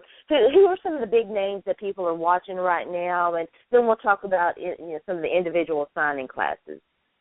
I know you got I know the guy Easton who's going to Georgia. I know you got it seems to be surrounding a lot around like defensive players now. Like yes. What's pretty interesting is the fact that it used to be, obviously it's quarterback driven no matter what it is, whether it's college, NFL. But I think when you see when things like I always say, whatever happens in the NFL trickles down, and you see what the Von Millers and the D Wares and the Luke Kuechlys and the Thomas Davises of the world does for college football. It's almost like, when people say things, I don't remember the young man's name, but I think he plays defense. The guy who Jim Harbaugh did a Netflix and chill night with. You got coaches going. You got coaches who's understanding. Listen, man, I can win with a quarterback who's solid, but I cannot win without a solid defense. Like it's not going. It's not going to happen. So, I think those defensive players appreciate it, because let's face it, if everybody wants to be the quarterback coming out of high school, because you're the most popular guy in school, you're the most popular guy on the team, and you get the ink in the paper simply because you you got stats that show up on a stat sheet, but a guy that has 150 tackles, it might show up, but then again it might not. So I think what's really happened as far as like college recruiting, I mean, is the fact that these defensive players, they're just as big, if not bigger, than these offensive players. I mean, you got the guy, I think his name is something Gardner, Chauncey Gardner. Yeah, I think he's going to Florida. He's at the Army All-American game talking to an LSU recruit about DBU. Who's going to have the best DBU? It's like this debate that went on with college players last year has trickled down into the high school ranks. So I think it's great because far too many guys do a lot for their teams, not just on the offensive side, but just on the defensive side. And I'm just starting to see a lot of defensive guys. These defensive backs and D linemen, they getting as much publicity as these high school quarterbacks, and I think it's right that they're doing it that way. Yeah, you went through this process. What is it like to go through the recruiting process as a player and have to decide, between what school you want to attend and how did you go about making that decision? Well, it's humbling, first and foremost. I mean, because I got recruited way back in 2000. Me and Carlos Rogers ended up going to the University of Albany, won the defensive back award of the year, and I've been an All-Pro for the San Francisco 49ers. But the thing about us, what was great, we were naive because we were the first big recruits. I mean, we had guys go to, Albany State and Valdosta State, but nothing is, but nothing like, we go to a spring practice. That's back when they had 114 Division I teams. There's obviously more now. They was all on the sideline watching us practice. And it's humbling because at the end of the day, it's just football. And I always tell people it's nothing that I did so great in high school, to warrant that type of attention. But I had a great head coach who did a great job. Who I always tell people, I said, your greatest recruiter will be your high school football coach. And if he's not, you won't go to college. And we had an opportunity to have our pick of the litter. But I mean, I was a young, I was really a football player, like in its essence. I didn't know about spatting up. I didn't know about All-Americans. I knew nothing about this stuff. So when people say you were All-American and you were a prep star, I'm like, man, listen. I read the newspaper because our team was in the newspaper. I didn't read it for to see who's going where. But I credit my entire career to my parents, to my coaches, because my parents made sure I took my education seriously. My coach made sure I took my education seriously. That way, he used to reference it to baked macaroni and cheese. He said nobody wants to eat half cooked baked macaroni and cheese. Nobody. And he said it's almost like when a coach comes to your house, he's ready to eat. And if you're not ready, that's wasting his time. And, that reference makes so much sense. It's like if Sharon, somebody tell you, hey, man, I'm cooking baked macaroni and cheese, like, all right, you get over there, and it's half cooked. You're like, man, what is this? Like, don't nobody want this? So, and at the same time, it's so much different now than back then. I mean, now, you got the social media aspect. You got head coaches texting players, and the pressure is on these players more because they're coming in as, it's like celebrities already. You got guys walking on campuses. People know who you are. And the downside is you got these adults putting pressure on these 17, 18, 19-year-old young men to go to their school, and when they don't pick it, they act a little crazy. So, but I mean, it comes with it. It is. Oh, it's when I used to be when I used to write for Southern Pigskin.com, I actually wrote an article about like how we as adults need to stay in adult places and stop stooping down, knowing good and well if these players were to retaliate because you're sitting behind a computer screen pressing send, I think that's a bit much.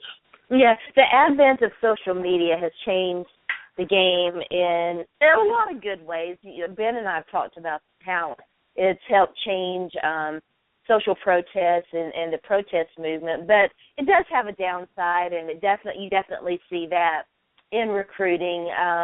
Adults, so-called adults, when recruits change their mind or commit to another school, the vitriol that is spewed at them is amazing. It's just crazy, and we really need to do a lot better with that. And you're right. Listen, I had Ralph Cindric on this show a couple of times, and he touched upon this. I want to get him back on. We'll talk about this in more detail. The NCAA is corrupt. The process is corrupt. Everybody knows that. There is an enormous amount of pressure on these young men.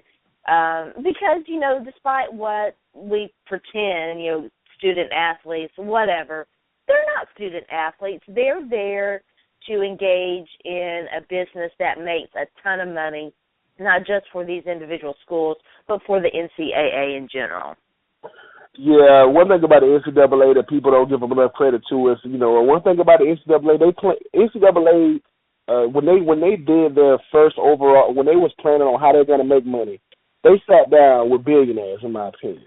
Mm-hmm. And they said, listen, you have to plan for the future. And how you plan for the future is you have to put it in the NCAA guidelines or rules and language. So this is what we're going to do. We're going to be able to make millions upon millions, even billions of dollars using high school athletes.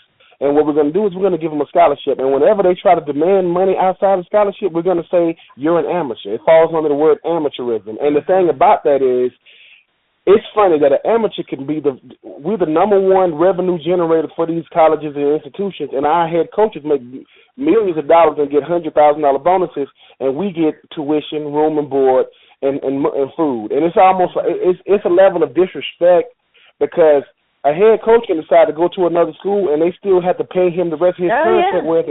Whereas a player has to notify the school that I want to transfer, and they have to approve his transfer. It's like when you signing on that dotted line, you really, when people say, listen, man, know what you're doing before you do it. I always tell players this. I said, listen, college football or college will be the greatest experience or the worst experience you're going to ever have in your life. I can't decide that for you because for every, Percy Harvin and Derrick Henry, you're going to have guys that's going to go there and say, I hated college. I hated what it did to me. I hated because what I thought, the lies that they tell, cause one thing about these recruiting visits, it's not videotaped. See, we don't know what's being said, and that's the thing. It's like, listen, you mean to tell me that the number one quarterback in the country is going to the University of Georgia? There is no way that promises weren't made to him. Yeah. There is because when you think about it, if somebody says, what has Georgia done to warrant that? I don't know. The head coach isn't even there anymore. Kirby Smart is in there now. So it's almost like I just think, it goes back to what my agent said to me the reason why I chose him when I came out of college. He says, Bill, let me tell you something about people. If they're going to cheat you when they get you, they're going to cheat you after they get you because that's how they got you. That's how they got you. Yeah. And I just think it's a travesty because National Signing Day is great, but to some of these young men, that will be the first and last time we're ever going to see them and hear from them. Yeah. We're not going to see most of them again.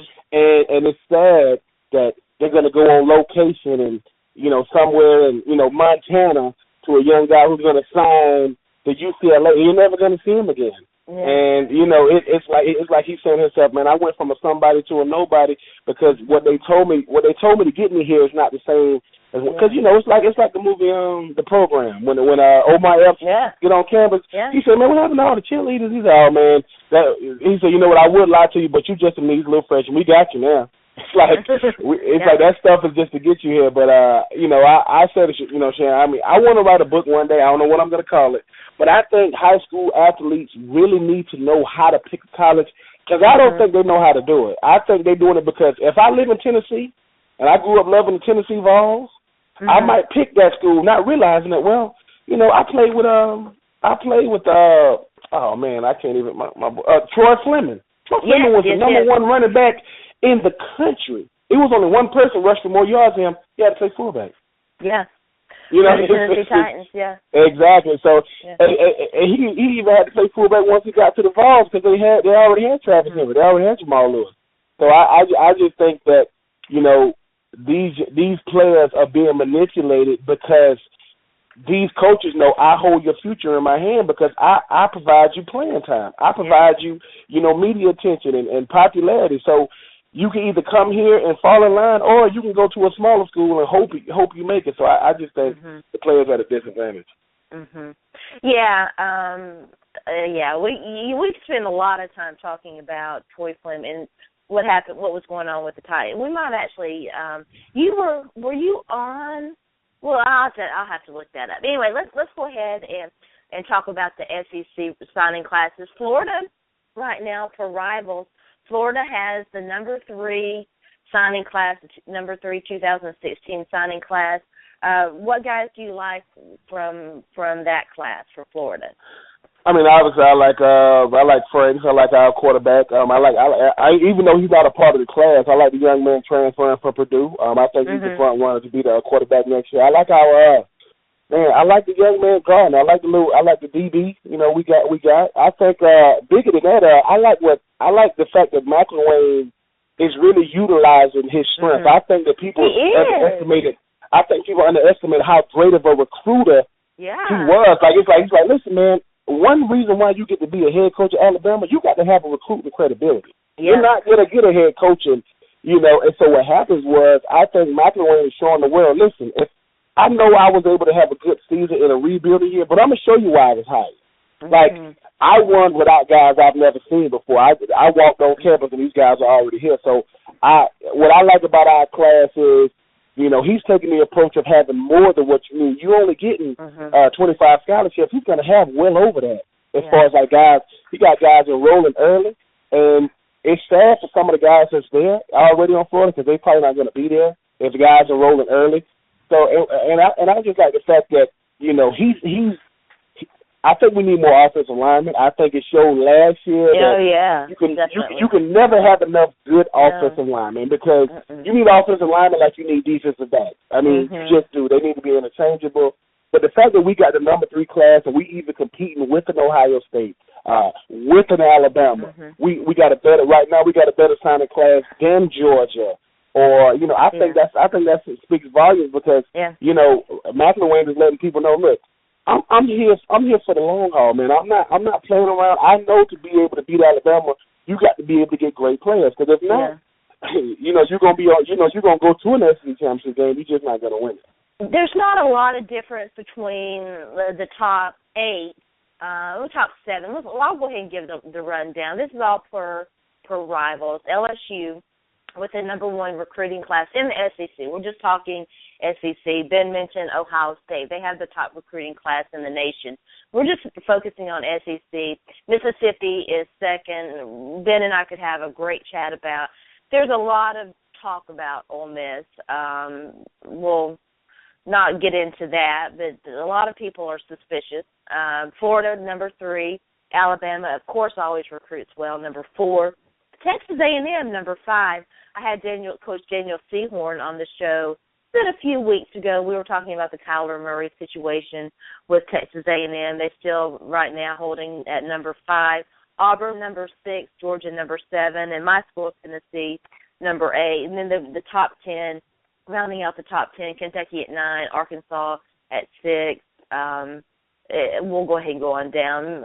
South Carolina coming in at number 11, Mississippi State number 12, Vanderbilt number 13, Missouri dead last, 14. Of course, they're having a lot of issues with the NCAA right now, but the schools that generally compete, and compete well, are in that top 10, and that recruiting is so important to that process, isn't it, Ben? Yeah, I mean, no matter what, people always say, look 2 years after you wait 2 years after that recruiting class time and you see what you got. I mean, nobody could foresee Derrick Henry becoming the player he became. Nobody, and I think, even a guy like Coker, even though he wasn't in the recruiting. Yeah, man, he's an incredible player. And I know the Carolina Panthers. I hope they listen. If they get the 32nd pick in the draft, that's a guy I think they should get. Derrick Henry going to Carolina. Oh God, that'd be almost cheating. But recruiting is, to me, is the most important aspect of college because it decides the future of these universities. I mean, it decides the future of these institutions. I mean, no matter what nobody say, Steve Spurrier said it the best. You're going to win games without talent, but you're not going to win the games without the talent. You need talent to be successful in college. And, you see how successful Steve Spurrier was when he had Jadeveon Clowney on his team. He goes 11-2 3 years in a row. He leaves 1 year, and it goes downhill. Even take nothing away from Connor Shaw, which I think had an incredible career, at South Carolina. But, Butch Jones and Hugh Freeze and these Summerlin, they know that I got to be able to get some of the top recruits in the country to even look legitimate. I mean, Summerlin was looking he was looking brilliant when he had Kenny Trill until it went bad.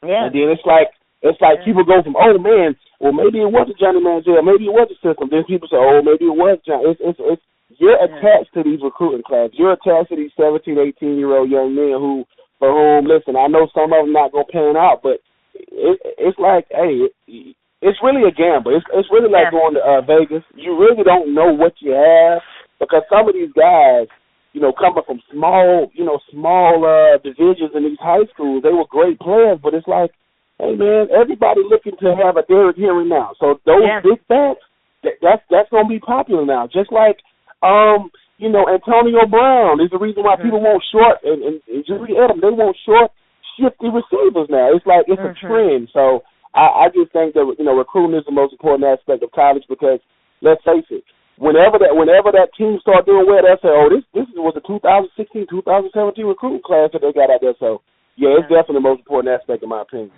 Yeah, you know what they say. It's not just the X's and O's; it's the Jimmies and Joes, and you gotta have both, really. And then that's kind of where Tennessee is. Ben and I've talked about that. They've got a lot of Jimmies and Joes. They've definitely improved the talent. We'll see how Butch Jones does, but you got to win the SEC East this year, buddy. I'm just telling you. Keep reminding you. Sharona's watching you. Let's go ahead and turn to the NFL. And talk some National Football League. It was a big weekend. Sharona was actually in Charlotte covering the NFC Championship game. That was a great experience. But we'll talk about the AFC. The AFC Championship game first. Ben, did you get an opportunity to watch that game?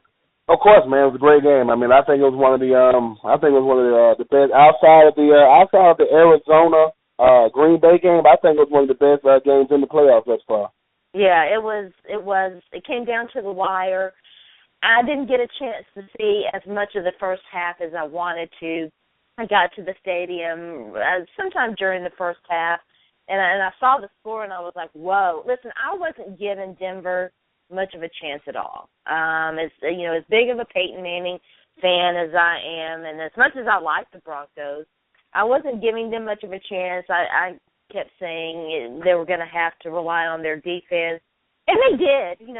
That defense is amazing. DeMarcus Ware is having such a fantastic year. Von Miller, Ethan Wolf, they are loaded. Malik Jackson, former Tennessee guy, they are loaded for bear.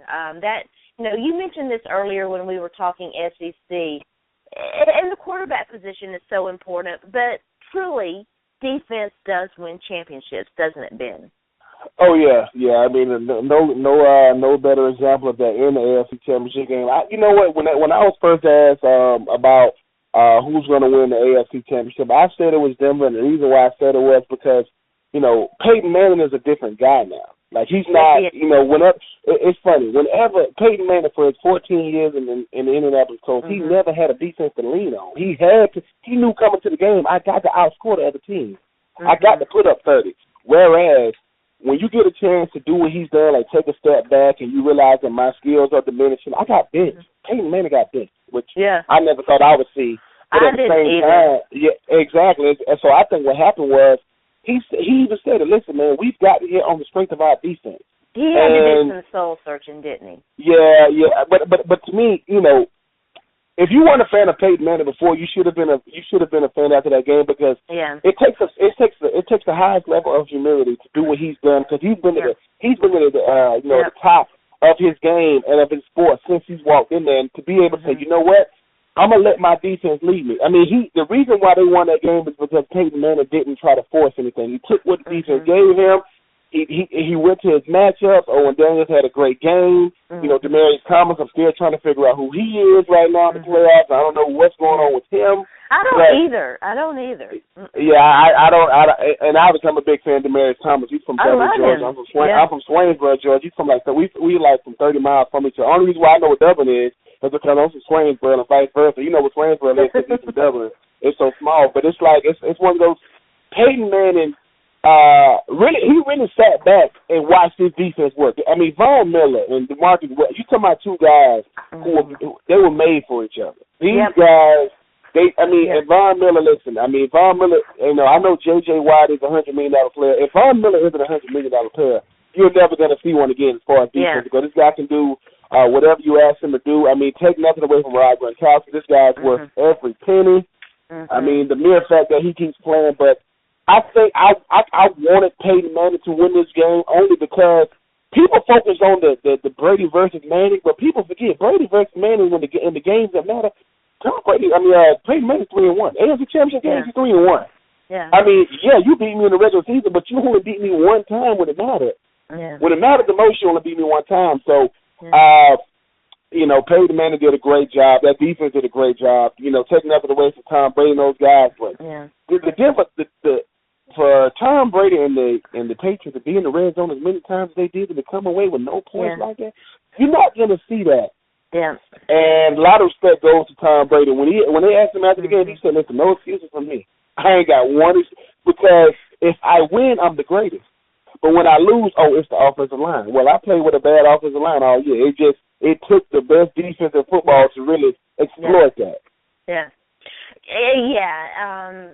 We were talking about this game last night on my Tuesday night show for NFL Female, and we talked about it with Sonja Greenfield, who's also on this podcast today.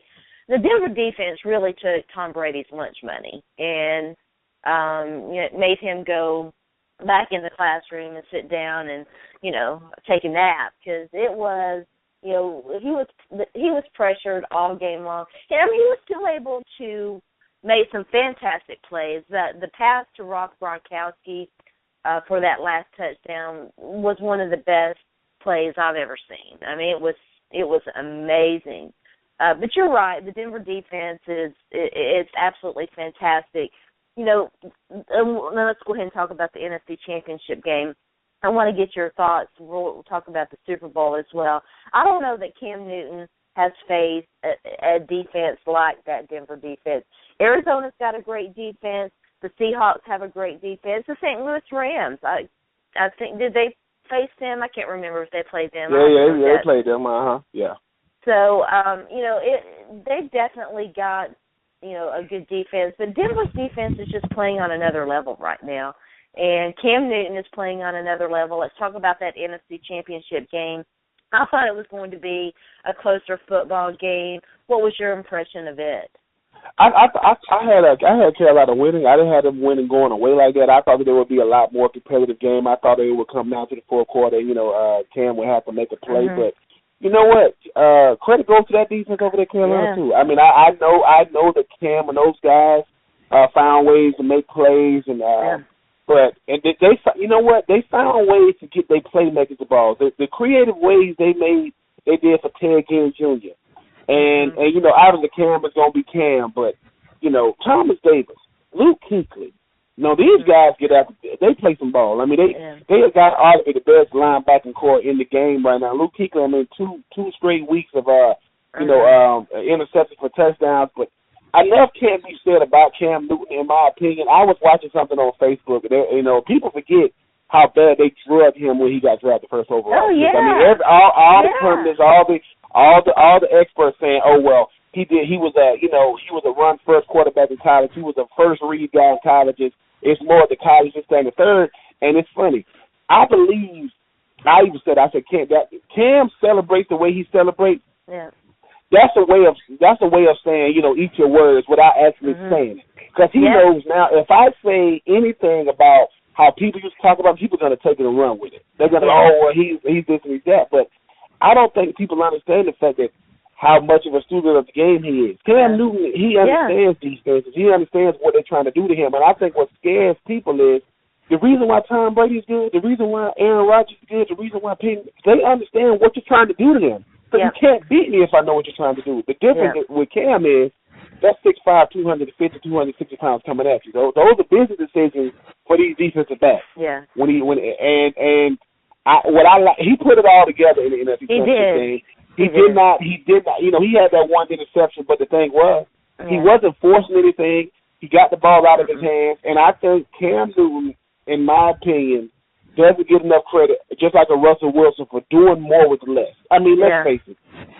I don't know if other quarterbacks will be able to win with just Greg Olsen and Ted Ginn Jr. as your best receiver. And I don't know if other players will be able to utilize you know, the talent. Because if there was no Steve Smith over the, explosive type receiver on their team, yet they 15-1 or 17-1. So Carson Palmer, I believe Carson Palmer went back to his old. Carson Palmer throws a lot of interceptions. He just didn't throw a lot this year, but the Carson Palmer from Cincinnati, the Carson Palmer from Oakland, he just showed up on Sunday.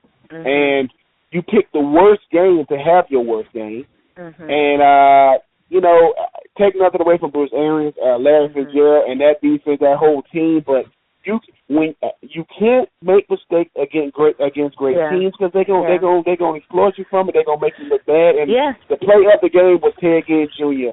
Running down Patrick Peterson. That is the play. That dude ran down a guy that's just as fast as he is, and it just shows that Riverboat Ron, who was his job was in jeopardy about 2 years ago. This man is doing something I've never seen. Yeah, I thought that talk was ridiculous. I want to circle back and touch upon, you made some really great points there. First of all, Cam Newton. Some of the things that were said about that young man when he was coming out of Auburn and in the draft process were revolting. And I've been a Cam Newton fan going back to his SEC days, going back to Auburn. And I know he was a Florida Gator, briefly too. But some of the things that were said about him were revolting. They smacked of racism, and I began defending Cam early on. And what he was doing in the first, second, and third year of his career was pretty amazing. And people weren't recognizing that he was already on his way. But as Ben mentioned, he's a student of the game. He was improving. He was getting better. And what we're seeing this year is really, Cam putting it all together. And he is, if he's not there, he's very, very, very close to becoming the superstar that he wants to be. And it's been fun to watch. I enjoy watching Cam Newton play. I enjoy, how much fun he's having out there. And I agree with you, Ben. I think that the celebrations is his way. First of all, he's having fun. And second, it's a way of saying hi to the haters. Everybody who said, and I think, I don't like to talk about Skip Bayless because he likes to be talked about, and that's, I don't like to do it. But, his tweet that he would rather have Josh Freeman over Cam Newton and all of that, I mean, it's his way of saying, hi, haters, I'm here. Look at me now. How do you like me now? That kind of thing. So how do you think that Carolina stacks up against Denver in this Super Bowl? I think it's the best possible scenario. Number one in the NFC versus number one in the AFC. I think you got the number one defense in football going up against the number one offense. To me, this is why you love football. You want to, because let's face it, DeMarcus Ware and Von Miller, they saying, look, we was able to stop Tom Brady, but he's a statue. He just sits in the pocket. Yeah. The goal with a statue is to get it off its foundation. It's gonna crumble, which is what they were able to do. They know that Cam Newton, he's the full arsenal. I call Cam Newton the exception because to every rule, there is an exception, and I think that's what he is. He does things like, you can't throw off your back foot until he does it. You can't do this until Cam does it. And I think Cam looks at people and says, listen, this conventional drop back, I got to do this type of Cam Newton is revitalizing the versatile quarterback, the Randall Cunninghams, the Donovan McNabbs, the Steve McNabb. And let's face it, African-American quarterbacks wasn't looking too good up until that point. I mean, I love Vince Young. I love Jamarcus Russell, but when you don't play well and you're a black quarterback, you're not unfortunately, they represent the future crop. Thank God for a Russell Wilson. Thank God for a Colin Kaepernick. Thank God for a Cam Newton. Because now, watch how many mobile quarterbacks, get drafted now. Those guys who used to come out of college say, he's an athlete, so I don't know where we're going to put him. It's one of those things to where I like Steve Young. I think because Steve Young was as successful as he was, I listen to him when he talks about Cam Newton. But then you got Trent Dilfer. When I say to myself, Trent Trent Dilfer, you won the Super Bowl because you played for the Ravens in 2000. You need to stop it. Mm-hmm. You know, good and well, you wouldn't have won it. I try to stay neutral in my approach, but at the same time, Cam Newton is box office. Mm-hmm. Cam Newton is the reason why Carolina's on Monday Night Football, Sunday Night Football, playing on Thanksgiving. Because I think Charlotte is a nice city, but unless you know people from there, you ain't dropping. You ain't going to Charlotte. You have no reason to go. But Cam Newton is a reason to go. I always say if you're willing to pay money to see somebody play, they box office. And hey man, the man is box office. I think the Super Bowl gonna be great, but I think DeMarcus Ware and them ain't gonna say it, but Cam Newton's scared people to death. He's afraid of Kruger. Yeah. He's scared people to death because he can do anything. He's Take the runaway. Package. Yeah, he is man. He's the man. Yeah. I don't know why I keep thinking that you were on that 2008 Titans playoff team. You weren't. You had gone to Tampa, but you were on the 2007 team. That team was not as good. I was on the. Wait a minute. I was on the. You talking about the 2008 playoff team that played San Diego? Okay. Yeah. Yeah, I was on that team. Yeah, I was on that team. Yeah. What's it like? We should have. It's funny. We should have won that game. We had to play. It was Vince. It was our first playoff game. Vince Young's first playoff game, and we lost that game. I can say it now. We did not lose that game because of Vince and whomever. We lost the game because of Norm Chow. Yeah. And that play call was a little bit rough, but I did not. LaDainian time. I did not like Norm Chow. I complain. We could do an entire show. He's a college guy. Like, take nothing away from him. And rest in peace, Mike Heimerdinger. Mike Heimerdinger, he was my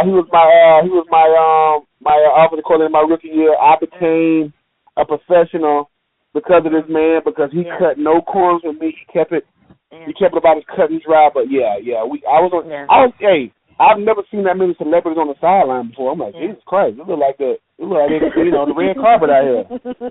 Mike Heimerdinger, rest in peace to that guy, was the best offensive coordinator Jeff Fisher has ever had. And he was.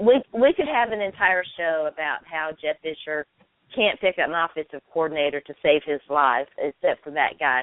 But I wanted to ask you, what is it like as a professional player to make the playoffs? It's the culmination it's like the reward for a good season. Like everybody coming into the season wants to be one of those, those top 12 teams that make it. But you realize how hard it is, and it's funny. We played San Diego. I think that either week 15 or week 16 or something like that. And when we found out we had to play, we played them in Nashville. It was a close game. When we found out we were playing them again, man, it's a blessing, man, because you understand how hard it is. And as much as you've done interviews throughout the course of the year, you haven't seen anything like it. I mean, it was people in Nashville that probably didn't even know it was in Tennessee. I mean, we had media from everywhere, but it was great. It was great. We lost the game. But it shows that, Coach Fisher, man, I mean, class act dude, man. Like, that's a long plane ride back, but he kept saying on the loudspeaker, I appreciate you guys' effort. Like, I don't want you guys to think that I feel as though we had a losing season because we lost. The better team won.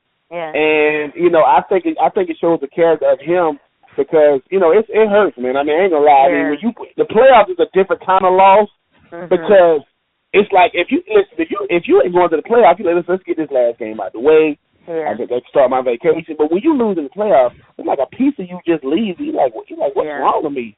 The food don't taste as good. This, that, and the thing. But hey, man, it's LaDainian Thompson, man. He was out. That was when LaDainian was LaDainian, and he was out of this world. So, and we barely lost him. It was actually a very, very competitive game. It was.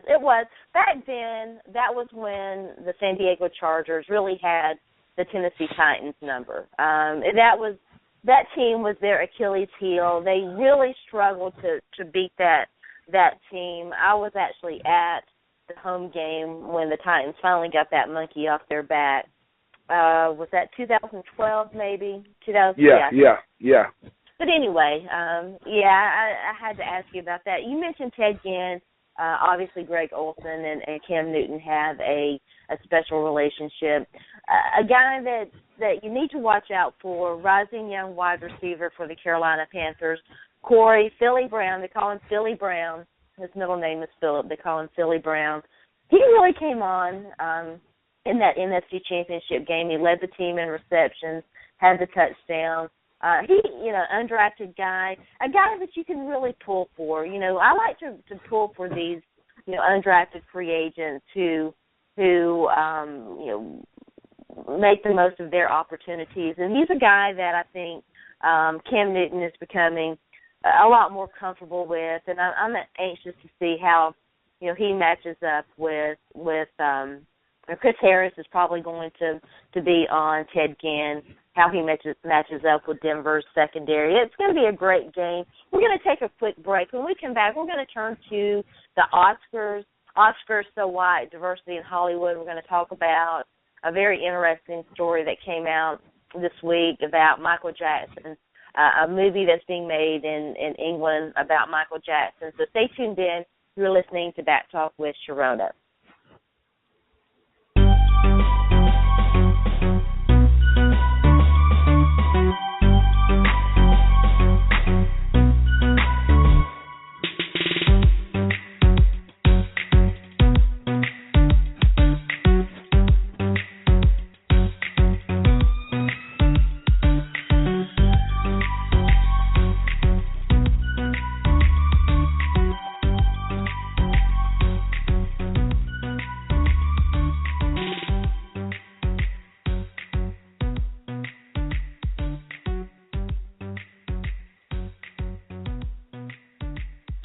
That was the first part of my interview with Ben Troupe, former NFL player and Florida Gator tight end. Up next, the conclusion of that interview, we talked Bernie Sanders and reparations, the start of my political discussion. I've been promising you guys I was going to bring you that, so stay tuned in. You are listening to Back Talk with Sharona. I am your host. My name is Sharona, and as always, thank you for listening. All right, welcome back. Ben, I want to thank you for joining me once again. It's always such a pleasure. I'm keeping you a little bit long, but there's a lot to talk about, and I want to get your thoughts on the Oscars So White. I don't want to call it a controversy, but, it is interesting that Hollywood just can't seem to get right. Diversity is still very much an issue. What do you make of all of this? When I first heard about the situation, about the Jada Pinkett Smith and nobody getting nominated and things of that nature, I looked at it like this. I said, okay, while I understand that people want recognition for their, artistic expression and things of that nature, you don't beg a person to show up to their party. If they don't want you to show up to their party, listen, man, you go enjoy yourself. You still have. It's almost like you still got the Image Awards, the NAACP Awards, the BET Awards, the Gospel Awards, the Stellar Awards. It's a lot of ways that you get recognition. But I do like the fact that they got Chris Rock as the host. If anybody was best suited to be the host, and because one thing about it, man, is Chris Rock didn't need no material, but he'll take it. Yeah. He'll definitely, because for two things. One, Chris Rock is very social conscious, he's intelligent, but he's a comedian, so he can say whatever he wants and get away with it. And, Jada Pinkett Smith, while I understand why she's doing what she's doing, it takes away from what people, you can't, listen, Straight Outta Compton was a great movie. Concussion was a great movie. I saw Beast of No Nation. I thought it was a good movie.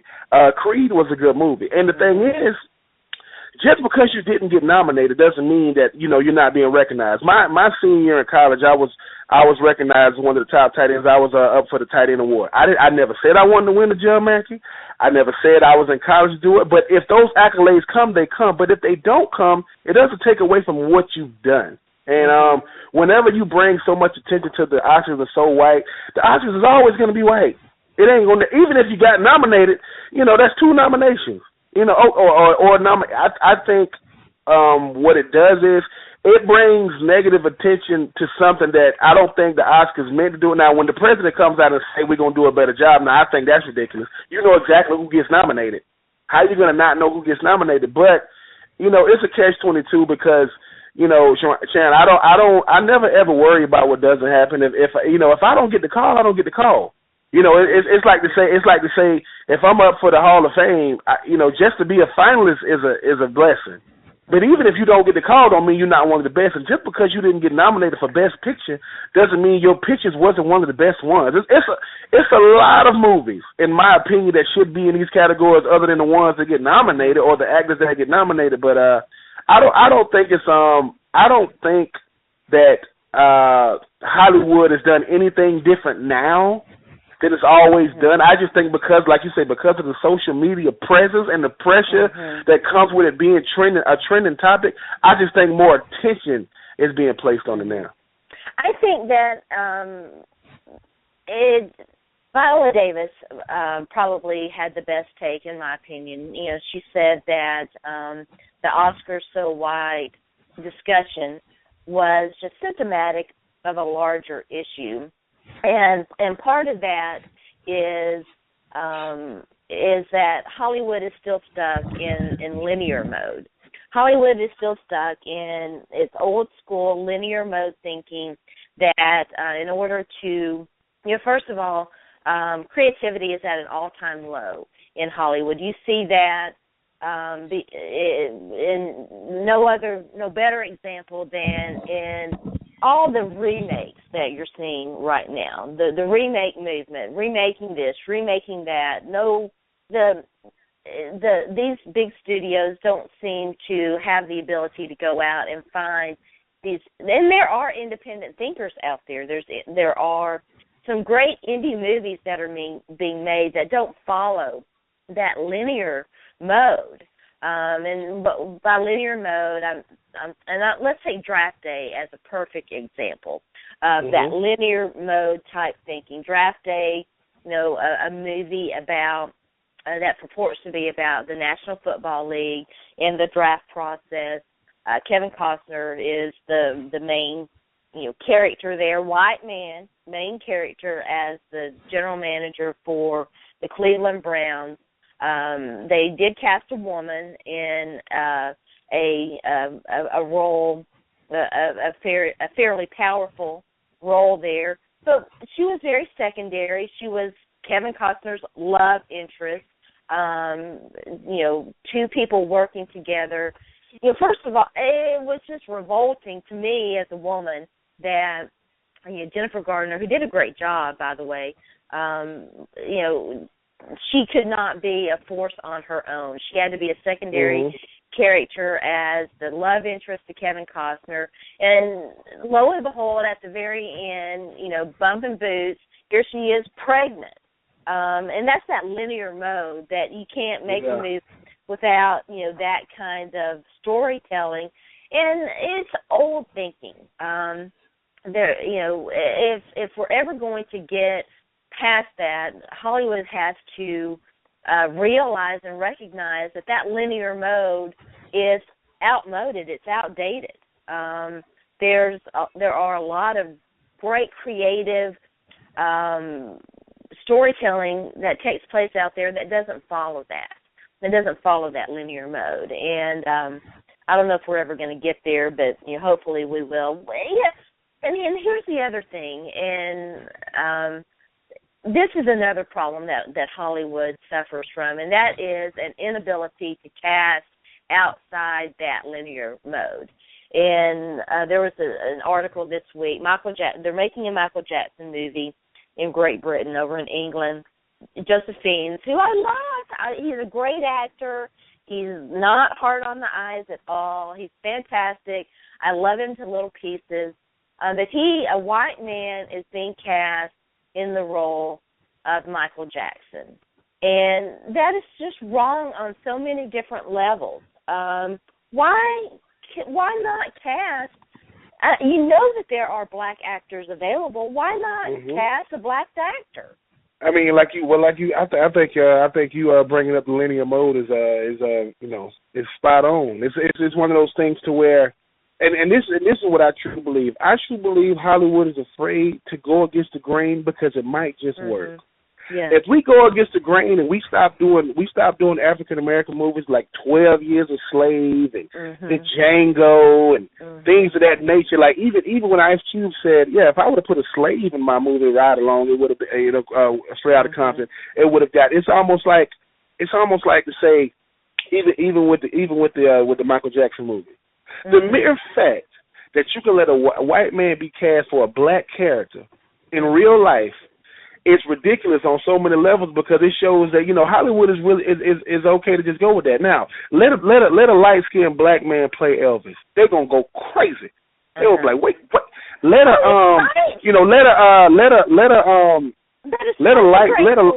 I'm telling you, they will lose their mind. Oh, bigger than that, let a mixed woman play Princess Diana. Yeah, they're gonna be like, what? Who? They would look, and it's almost like it's gonna take a person like a Tyler Perry. It takes people who have the ability to have movies on the big screen in the box office in these theaters to do it. And the thing is, I even look at Tyler Perry. Why I applaud his artistic expression, the way he does it. He's going to have to go against the grain, because no matter what he does, he fits into a mode of doing things a certain way. And Hollywood, like, we're not afraid of Tyler Perry because he doesn't really push the envelope. Not a movie War Room, if you've ever seen it, that was looked upon to not even do great at the box office. At one point, it was number one. Yeah. So with the with the mindset, I think what happens with Hollywood is this: I believe, Sharon, there are people who want to go against the grain, but there's so many of the majority that look at them and say, "You better not do it," because they will look at you as the black sheep. They will cast you out. It's going to take the Steven Spielbergs of the world, and now you got Quentin Tarantino, who I don't think he do white movies anymore. I don't even think he do them. I don't even think he want to do them, but. They're trying to cast him out of different things, but I mean, I just think it's one of those things to where, as African American or Latina actors or actresses, your job is just to continue to be great actors on the screen. That's all you can control, because if people been doing, it's almost like, say, I look at it like this: whenever Hollywood decide to go against the grain, NCAA start paying players. That's all. I mean, it's that because one thing has everything to do with the next. Like, it's like, and nobody wants to be the first.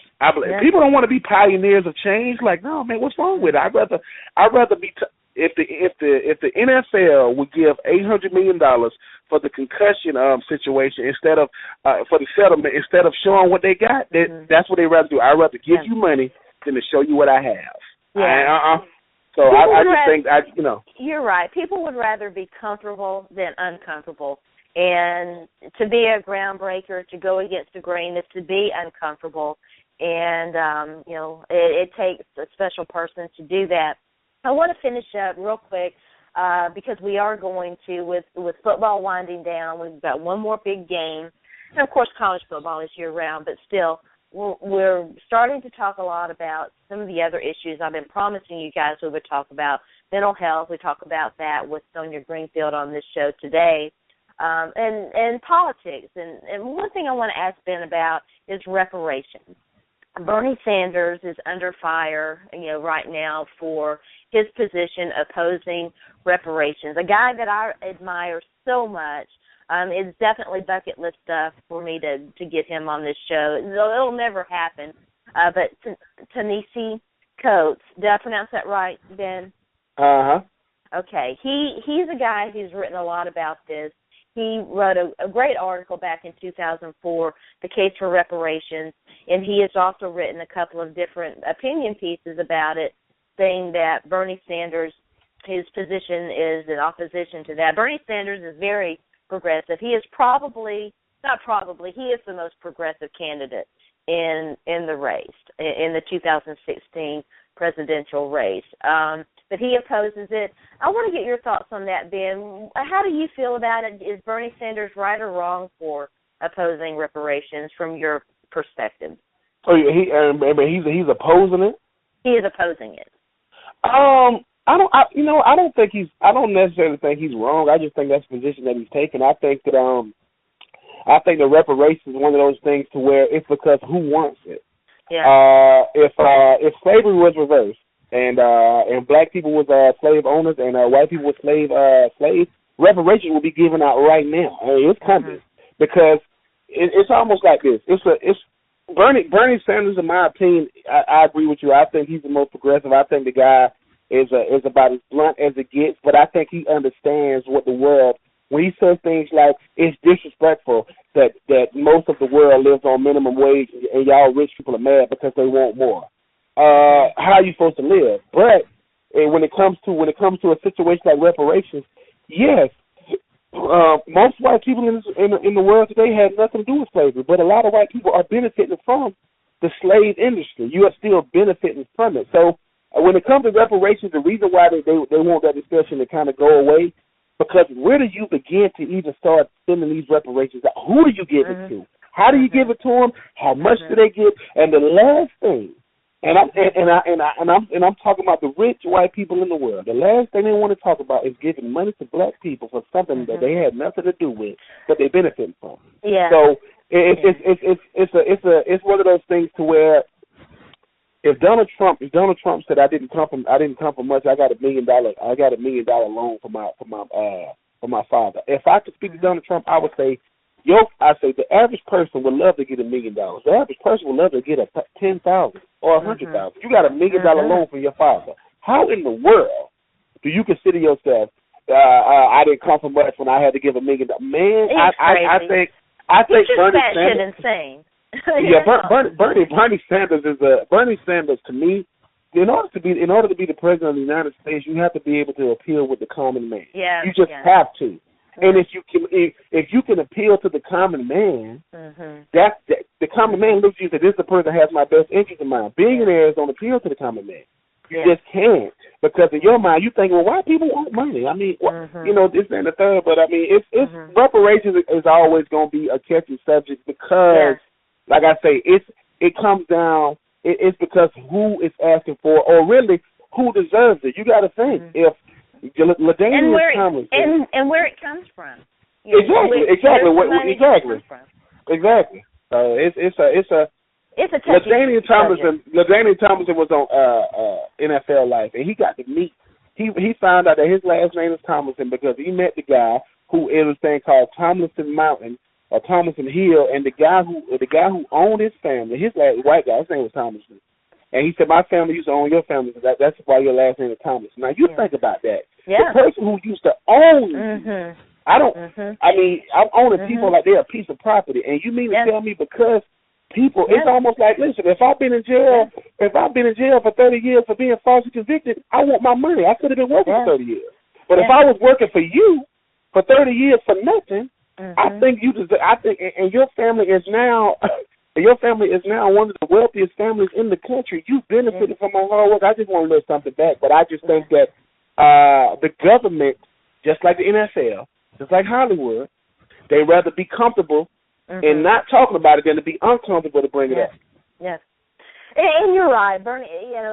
In order to win the nomination, in order to win the election, you have to appeal to a wide range of interests. And Bernie Sanders is being very, the reparations discussion it's important. It's got so many layers. It's very complex.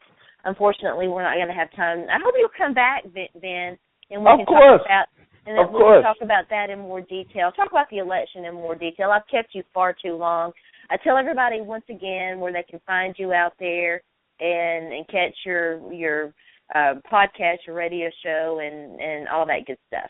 I mean, you can always find me on Twitter at BenTroupe84 as well as Instagram of BenTroupe84. You can go to the Huddlecast or the Huddle Network or huddlecast.com and look for the Florida Huddle. Me and Max Stars, we trying to keep our names relevant when it comes to this college football stuff. I know we've been out of the game for a minute. A lot of different cameos. I mean, I do the Louis Scrubs show every Thursday. I do the Tom Abrams show every Monday. I do 3 and Out every Wednesday. Radio is definitely my new love interest. As I tell my wife, she don't mind me cheating on her with the radio airwaves. Well, you're very good at it. So yeah, and at the same time too, I hope to be on here a lot more because I hope so too. Stephen A. Smith said the best. He said, I don't just want the sports world. I want the whole world. And I think sports opens up. It opens up for everything because everything when it comes to sports, politics and life and different things feed into it. So, hey, as long as I don't get banned off these airways, I'm gonna stick with it. Well, I do appreciate it, and you'll definitely be back on here very, very, very soon. Have a great day, Ben. Appreciate it. All right, bye-bye.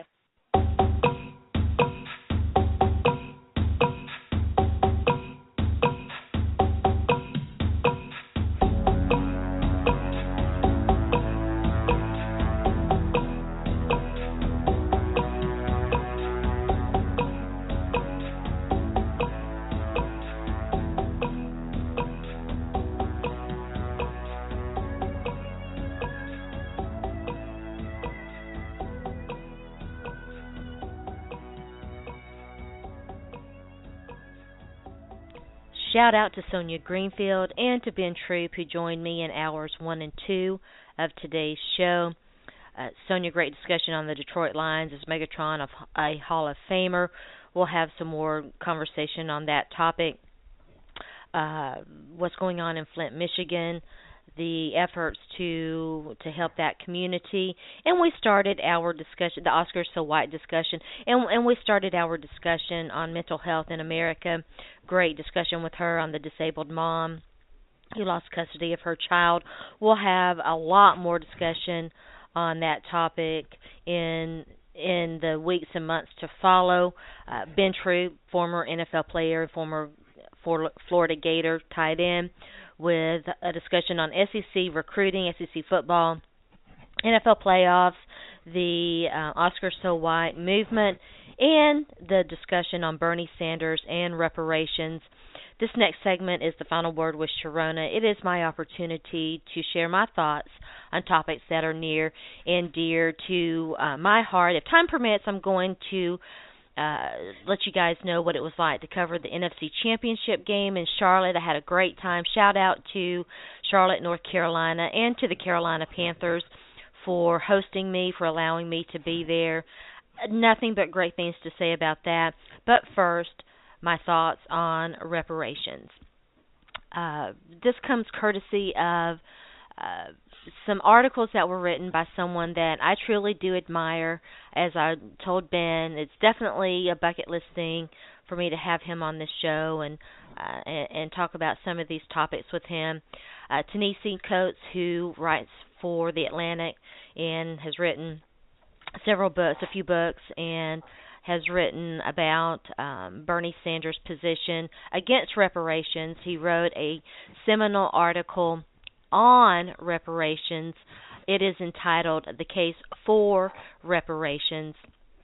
We'll be tweeting out all of these articles and let you guys have an opportunity to read them. The criticism against Bernie Sanders, of course, is because he is one of the more progressive, radical candidates out there, and perhaps the best one suited to support the notion, the idea of reparations. Bernie Sanders has said that he would not be in favor of it, and I'm reading from Ta-nehisicoate's article dated January 19th, 2016. No, I don't think so. First of all, its likelihood of getting through Congress is nil. Second of all, I think it would be very divisive. And he proposes other mechanisms for making up for the debt that America pays for its very long history of discrimination, going back to slavery and to the segregation days of the Deep South. And let's be clear here, while the South definitely does have a lot of atonement to account for, atonement to do, discrimination is a problem all across America. It's not just isolated to the Deep South. Ta-nehisi makes that very clear in his article, "The Case for Reparations." I'm willing to, accept the notion that the reparation discussion needs to be had. It is an important discussion. It needs to be made. There's been a movement to finance and conduct a study to determine exactly how much, what sort of reparations would be in order, how we should go about it, what cost is there for America to account for its past history of slavery and discrimination and the abuse that was suffered by Black Americans going back to when this country was in its infancy and founded. It is it's interesting to think about that and to consider what kind of evidence we would run across. I would encourage you to read his thoughts on that and to give that topic a lot of thought and a lot of weight, because it is important. There's still a lot of movement to be made in this country toward eradicating some of the sins. Quotes some scripture in his seminal article, The Case for Reparations. For me, and I would quote some of my own from the Bible. What price should we pay for the sins of our fathers? What price should I, sitting here in the year of our Lord 2016, what price should I be forced to and willing to pay for the sins of my fathers and your fathers?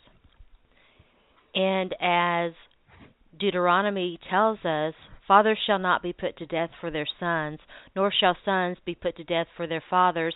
Everyone shall be put to death for his own sin. And again in Ezekiel 18, verse 20, the person who sins will die. The son will not bear the punishment for the father's iniquity, nor will the father bear the punishment for the son's iniquity. The righteousness of the righteous will be upon himself, and the wickedness of the wicked will be upon himself. As a woman sitting here thinking about this topic and giving it thought, I can't help but consider the price that I have paid for the sins of my fathers and the sins of yours. As a woman, I'm sitting here watching the access to my body, biological reproduction rights being bartered away, the blood price for today's political climate. Women so often have been forced to bear the brunt of the sins of our fathers, as as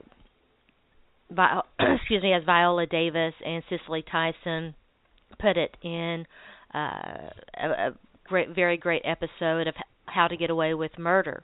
Cicely Tyson tells her daughter, men have been taking things from women since the beginning of time. There's no doubt but that we have been, forced to yield access to our body, oftentimes unwillingly, oftentimes by force or other coercion. And we're seeing our rights right now being eroded away at an alarming rate, with access to our body being taken away left and right, and the subject of a lot of political discussion. I'm willing to accept that reparations is something that we need to be willing to consider. I just wonder how much more that I as a woman must be willing to yield. All right, that's it for today. You've been listening to Back Talk with Sharona. I'm your host. My name is Sharona. You can follow me on Twitter at Sports by Sharona. And we'll be back on Friday. I'll have an opportunity to talk to you guys about covering the NFC Championship game. Not enough time today. Thanks for listening. Have a great week. We'll be back on Friday.